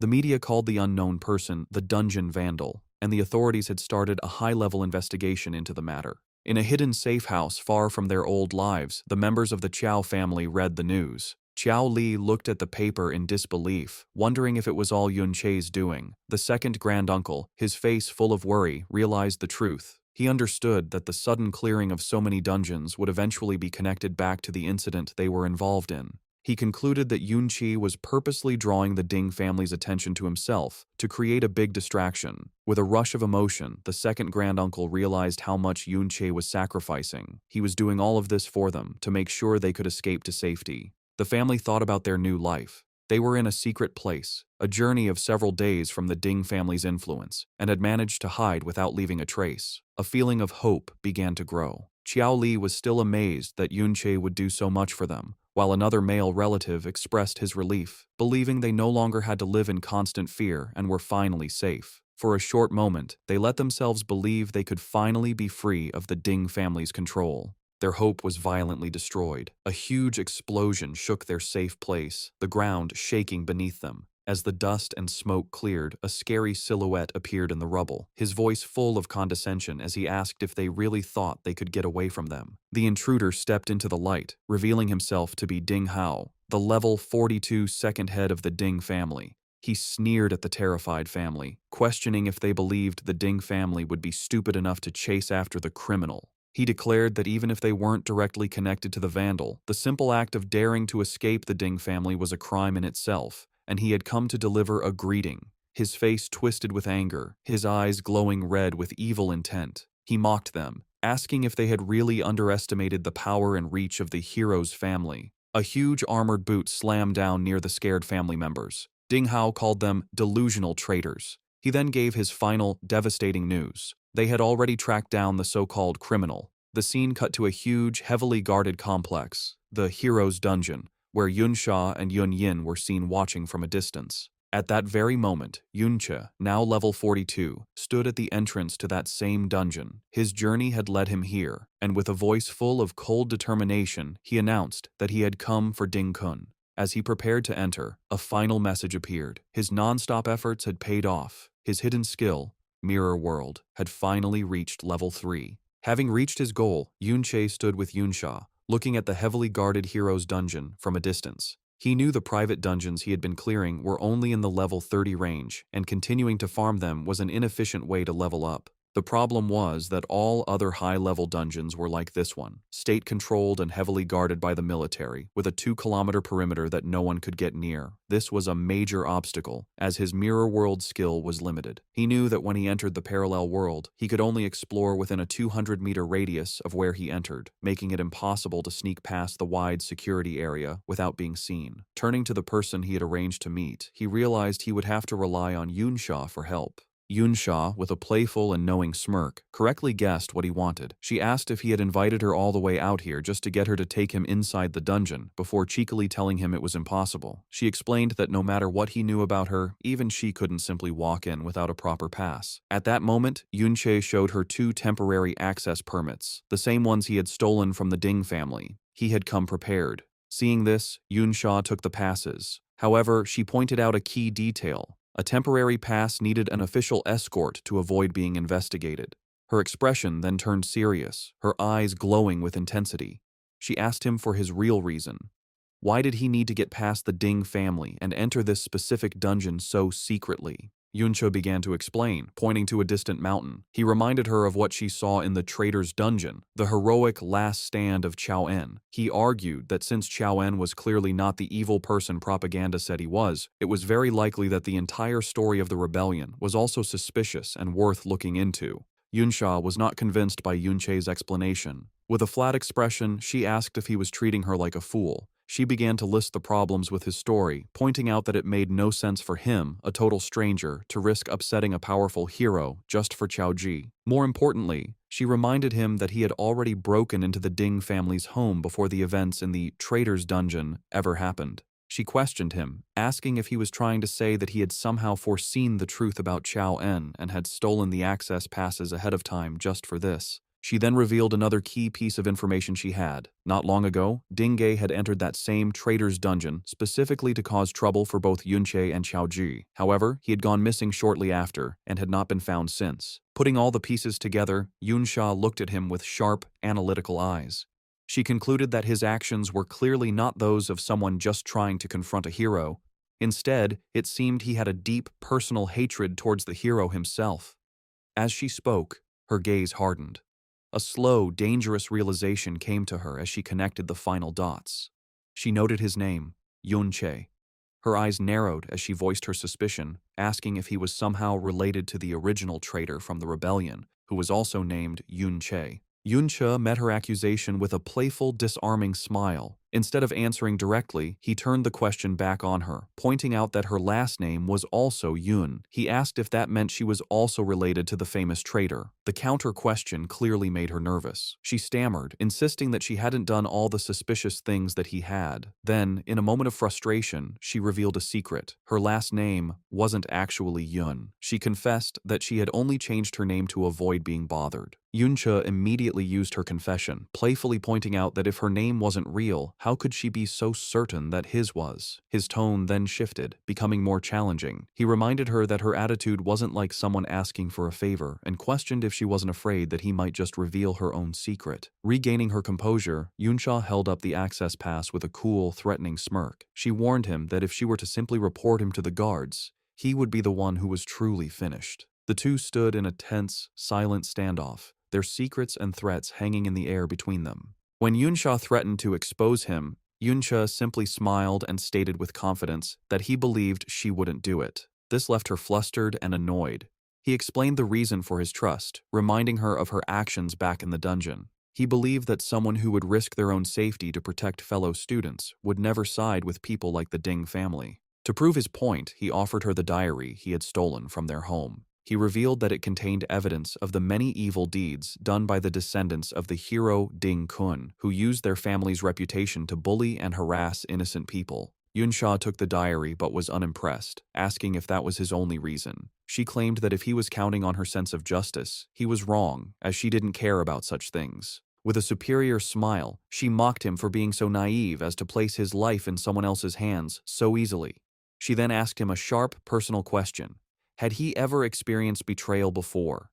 A shadow crossed Yunche's face as painful memories of his past life returned, and he quietly acknowledged her question about betrayal. Yunsha was surprised by his reaction. He went on to explain that whether he had been betrayed or not didn't matter. It wouldn't stop him from being able to trust people. He stated that his trust in her was deeper than that. He believed her basic nature was not evil. This unexpected sincerity left Yunsha visibly flustered, muttering that he didn't seem like a good person himself. Having made up her mind, she challenged him.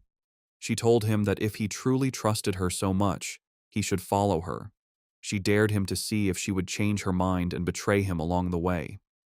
As Yunche followed her without hesitation, a single bead of sweat trickled down her face. She was shocked inside, finding it hard to believe that after everything she had been through, someone could still see her and trust her as a good person. Upon entering the magnificent purple halls of the hero's dungeon, Yunsha and the cloaked Yunche were immediately met by a guard. The man recognized Yunsha instantly, giving a respectful salute.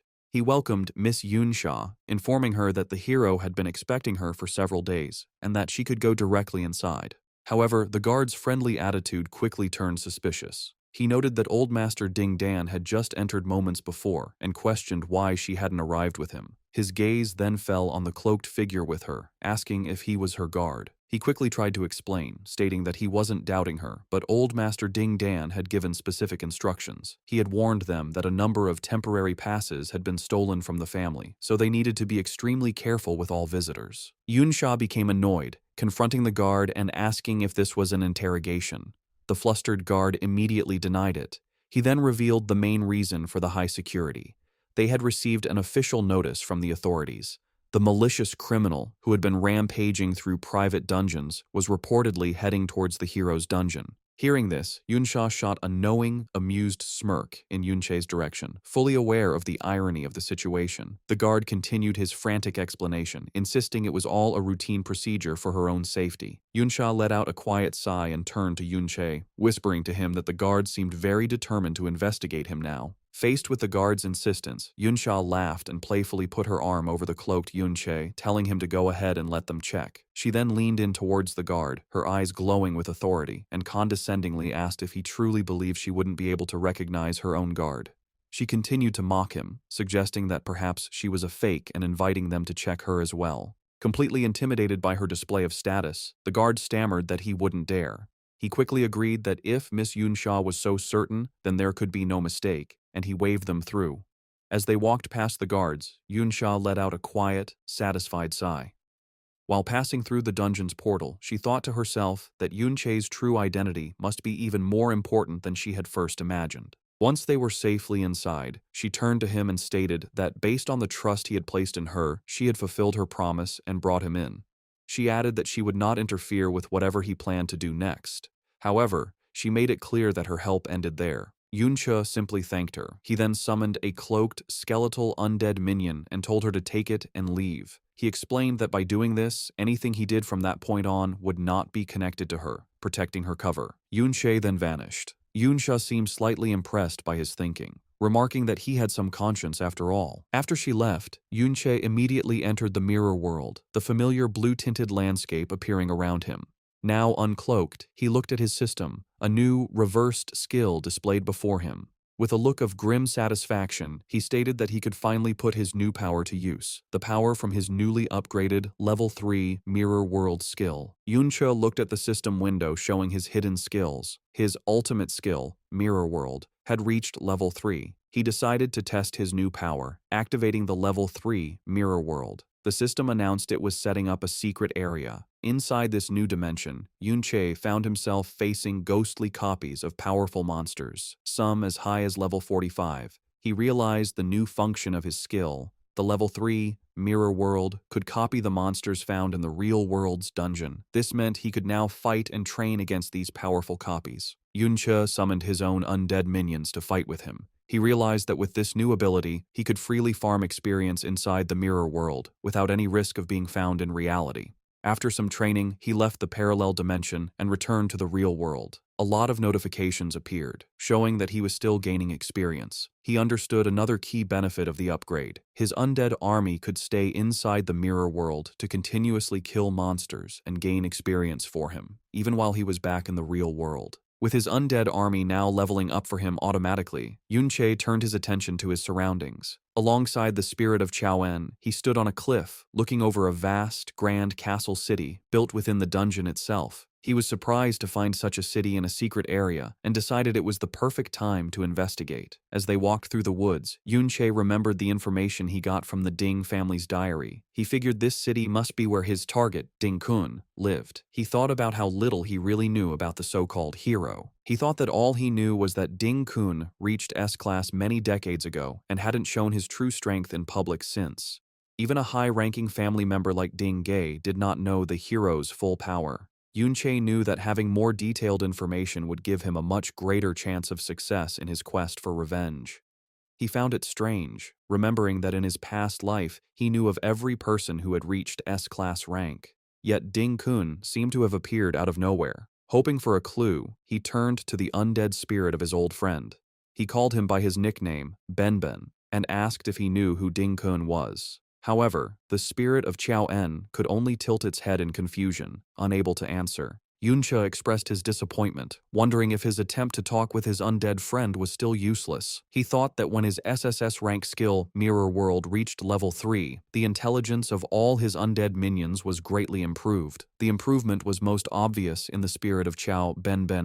However, he concluded with frustration that his friend's soul had still not recovered enough to be able to talk properly. Looking out over the huge castle city within the dungeon, Yunche held onto a small piece of hope. He thought that perhaps if he continued to level up Mirror World, Ben might eventually get more of his consciousness back. Meanwhile, inside a grand hall in the castle, Ding Dan walked down a large staircase, reporting to his father. He was worried about his favorite Ding Gai, whom he called third brother, saying that he was still missing and they didn't know where he was. He was speaking to a powerful figure sitting on a throne, a man in intimidating full-plate armor who was Ding Kun, the famous hero of the empire. Ding Dan continued his report, expressing his anger that the criminal they were hunting had dared to come so close to their stronghold, the hero's dungeon. Ding Kun rose from his throne as Ding Dan continued his plea. He reasoned that for someone to have quietly captured the powerful Ding Gai, that person must have also reached the S-class level. For security reasons, he begged his father, Ding Kun, to personally step in and handle the threat. Instead of agreeing, Ding Kun's response was quick and horribly violent. In a blur, his hand, now a shadowy claw with a glowing red eye, pierced straight through his own son's chest. As the life faded from Ding Dan, the menacing, shadowy form of Ding Kun held his son's body. He scoffed at him, condescendingly asking how a man so incompetent he couldn't even keep track of his own child could dare to try and tell him what to do. Ding Dan gasped in disbelief, blood dripping from his lips. The armored figure of Ding Kun looked down on him with complete disgust, remarking on how pathetic it was that Ding Dan only just met the requirements for S-class at his age, yet still couldn't survive a single hit from him.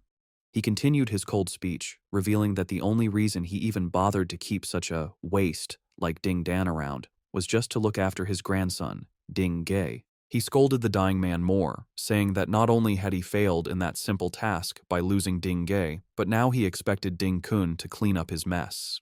A look of pure terror filled Ding Dan's blood-soaked face as he realized the horrifying truth about his father. Ding Kun revealed a chilling secret, explaining that without Ding Gai, he had lost a blood relative. This loss, he declared, would cost him many years of his own life. The scene shifts to the chaotic city streets outside the castle, where a cruel young man with slicked back blonde hair named Ding Yan, another descendant of the hero, laughed wildly while sitting on a large, beaten man who was his living throne. He cruelly encouraged the starving citizens below to fight over scraps of food, a scene made worse by vicious wolves attacking them as they scrambled. A small child cried in terror as a wolf got closer, and Ding Yan's voice could be heard taunting them all, warning that the food would be all gone if they didn't eat it first.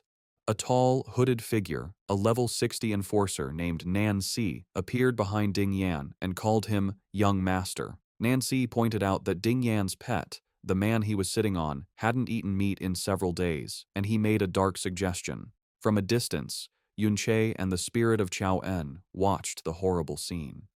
Yunche grimly thought that compared to the pure evil seen here, the actions of the other branch of the Ding family he dealt with seemed almost mild. As Yunche watched the cruelty on the streets below, a purple aura of anger began to form around him. He wondered if he should step in and show himself. However, his attention was suddenly caught by something else. Beside him, the undead spirit of Qiao Benben-en burst out in a wave of blue and black energy, letting out a furious roar in reaction to the injustice he was seeing. Yunche looked at his friend's spirit with a sad expression, calling him by his nickname. He thought that even in his current mindless state, his friend's natural desire to help those in need was as strong as ever. This triggered a memory, flashing back to their shared past. Yunche remembered that among all the children in the poor slums where they grew up, Benben and another boy named Lan Qian were always the kindest and strongest. He remembered finding them standing up to a mean slave driver, and it was this courage that led him to take them both in as his students to train them.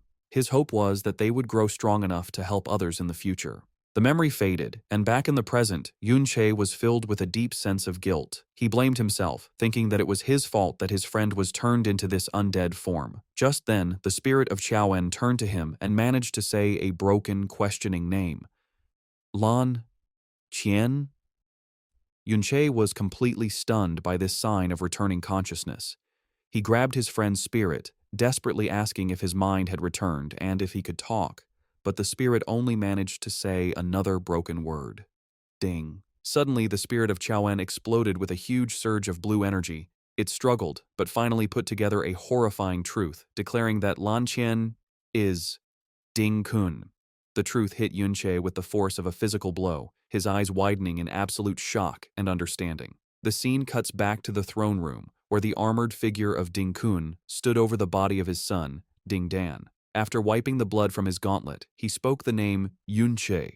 In his shadowy, menacing form, he wondered aloud if someone was intentionally using a name so similar to his old enemies to provoke him. A grim, knowing look appeared on his face as he thought about how many years it had been since he last heard that name. With a sinister, confident smile, he addressed his old master, who was not there, declaring that he would see for himself who dared to pretend to be his dear master, revealing his true identity as Lan Qian. On the city streets, the cruel Ding Yan speaks to his huge orc-like pets, mocking them for being well-behaved. He tells them he knows they must be starving. With a crazy laugh, he points to the terrified and hurt citizens scattered around the plaza, a scene of violence he has clearly caused. A small, crying child kneels next to a fallen man, too scared to move. With a look of pure madness, Ding Yan declares that since the people are just toys, his pets should eat them all. He gives the command, and one of the giant orcs lunges toward the helpless child. But before the creature can hit, a bright flash of purple light appears. In a moment, the orc is cut to pieces by a series of impossibly fast slices. Yunche lands smoothly, his back to the chaos, his body crackling with a powerful purple aura. His face is cold with fury, his eyes glowing intensely. He thinks the name Lan Qian in total disbelief. He cannot understand how his former student can be the same person as Ding Kun, the monster who causes this horrible scene. His arrival does not go unnoticed. The enforcer, Nan Si, steps forward, demanding to know who he is, while Ding Yan looks on in shock. Nan Si laughs, calling Yunche a fool for daring to enter the hero's territory to die. But Yunche is lost in his own angry thoughts, his eyes burning with purple fire. He silently screams, wondering how the Lan Qian he knew could possibly raise such a disgusting person like Ding Yan. This brought back another memory, a flashback to a simpler time. A younger Yunche stood before his two young students, Lan Qian and Qiao Benben-en. He explained to them that because of the great power of class users, the old era of knights was over. However, he told them that as a knight's son himself, there were still values he wanted to teach them. He promised them that with his help, their strength would grow far beyond that of normal class users. As he spoke, the young Lan Qian looked up at him with bright, admiring eyes, clearly inspired by his master's words. The story flashes back again to a younger Yunche teaching his two students, the bright-eyed Lan Qian and Qiao Benben-en. He explains that if they want to keep learning from him, they must remember a few key things. The first, he says, is humility. The lesson is shown next to a memory of the two boys harvesting a field, with Lan Qian playfully bragging that he was faster than Benben. Yunche reminds them to remember that they are no different from others and must treat everyone with kindness and respect. This is followed by a scene where the boys are being paid by an old man for their work. Ben complains that the pay is too low, accusing the man of cheating them. The calmer Lan Qian quickly tries to stop him, telling him not to make their master angry, but Yunche silences Ben with a sharp command. After the lesson in humility, the younger Yunche gives his students a book, explaining it is an extra reward. He tells them to remember this feeling of being rewarded for their work and to never let themselves become arrogant. The scene changes back to the present-day battle. Yunche attacks with a furious storm of purple energy slashes. The attack is so strong that it completely breaks Nancy's arcane shield skill, leaving the enforcer wounded and in total shock at his opponent's attack power. Yunche looks on with cold focus. Nancy is enraged, shouting that his equipment was legendary grade level 30 gear and that his protective necklace was also destroyed. Behind him, Ding Yan, filled with anger, points at Yunche, calling him a filthy commoner and promising to show him the true power of someone from a higher class. Unfazed, Yunche charges forward to meet the challenge. This brings back another flashback to his second principle: compassion. The memory shows him and the two boys in a ruined city, giving food and help to a starving, helpless man. Yunche explains that they must be kind to the weak and always use a good heart to fight against violence. This is followed by a scene of the two boys bravely fighting off a large man, defending the weak. The final memory focuses on Lan Qian. Yunche stands behind him as they look down at a captured criminal. He tells Lan Qian that since he himself was rescued from the same slaver group, he should understand the helplessness of the weak and should make a fair judgment. As Yunche charges, he swings his glowing purple sword in a wide, powerful slice aimed at Ding Yan and his enforcer. However, the attack passes through them as if they were ghosts. They turn into black smoke, and the real Ding Yan and Nancy reappear a short distance away, surrounded by the terrified citizens. Ding Yan mockingly comments on how pleased Yunche must be to have slashed one of their illusions. The plaza then fills with dozens of identical copies of Ding Yan and Nancy, surrounding Yunche. The real Ding Yan leans on his enforcer's shoulder and cruelly offers to let Yunche slash more of them if he enjoys it so much. Yunche remains completely calm. Ding Yan continues his taunts, noting Yunche's always angry expression. He cruelly guesses if the anger is for the helpless citizens, and then wonders with sick joy if a family member is among them. He gives a twisted challenge, telling Yunche to try and slash them again. He wonders what Yunche's expression will be when he finds out that in his rage to cut down the illusions, he had actually killed the innocent people instead. As this cruel mind game plays out, Yunche begins to power up his blade of trickery, his sword crackling with purple energy as his attack power increases. A split-screen view shows Yunche's advantage. Through his mirror world skill, he can see both the real world and the parallel one at the same time. He sees the real, terrified citizens and the true location of his enemies, separate from the many fakes in the plaza. With his improved senses, Yunche ignores the bait. He rushes forward, his eyes glowing with purple light. His glowing sword swings in a wide, powerful arc that goes past the fakes and hits the real Ding Yan and Nancy. They are left completely stunned, unable to understand how he saw through their illusion.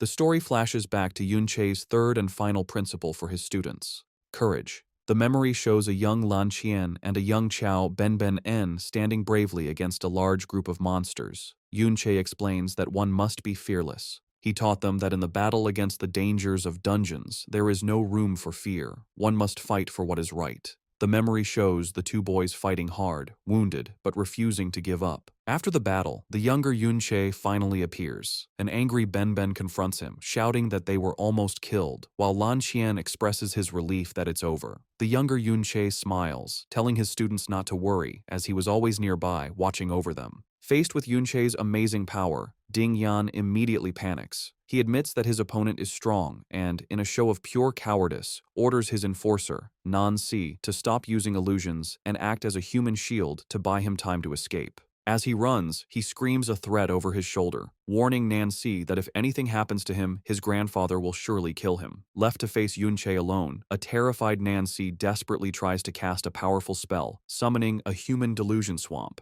He complains that as a caster, he is at a big disadvantage without his illusion magic. Just as he is about to cast, Yunche vanishes from sight. Nancy looks around in a panic, wondering where he went, but it's too late. Yunche instantly reappears directly behind him and, with a single clean swing of his sword, cuts him down. The defeated enforcer desperately begs for his life, claiming he isn't a member of the Ding family and is just a hired mercenary. He pleads with Yunche to go after the escaping Ding Yan instead. Yunche ignores his pleas and delivers the final blow without a word. Meanwhile, Ding Yan's escape is stopped by the ghostly large figure of the undead Qiao En, who blocks his path. Terrified, Ding Yan immediately tries to use his family name as a shield, asking what this thing is and reminding it that he is the grandson of a hero. He threatens the spirit, promising to make its entire family suffer a terrible death if it dares to touch him. Before the spirit can act, Yunche appears, summoning a huge, shadowy creature that stands over the terrified Ding Yan. As Ding Yan screams in terror, a system window appears before him, showing a list of all his equipped items, his robe, skill books, potions, and belt, being forcefully taken from his inventory. He can only watch in horror,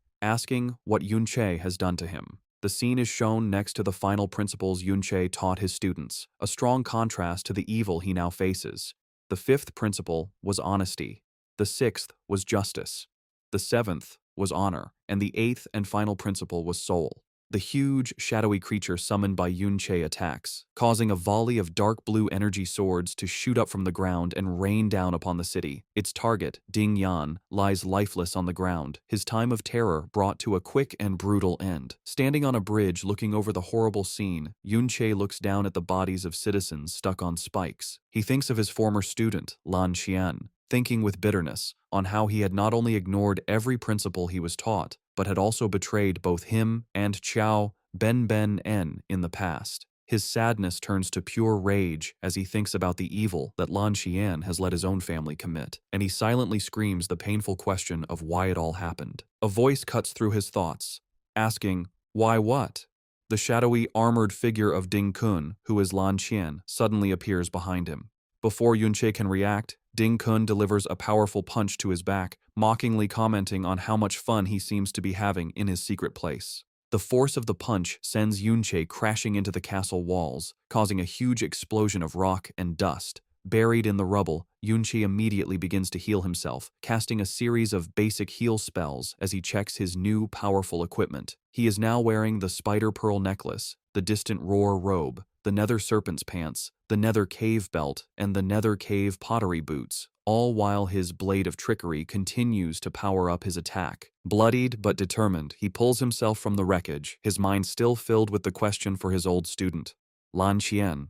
Why? The shadowy figure of his former student, now fully identified by the system as the level 71 S-class berserker, Lan Qian, also known as Ding Kun, walks towards him through the destruction. Instead of facing him directly, Yunche uses a new plan, throwing a volley of shiny mirror-like shards toward his enemy. Ding Kun easily blocks the objects, confused by what they are and asking if they are mirrors. The shards are a distraction, and Yunche uses them as portals, appearing instantly behind his former student. With his enemy caught off guard, Yunche brings his glowing purple sword down in a powerful strike, his voice filled with the pain and rage of a decades-old betrayal as he screams the question that has been bothering him.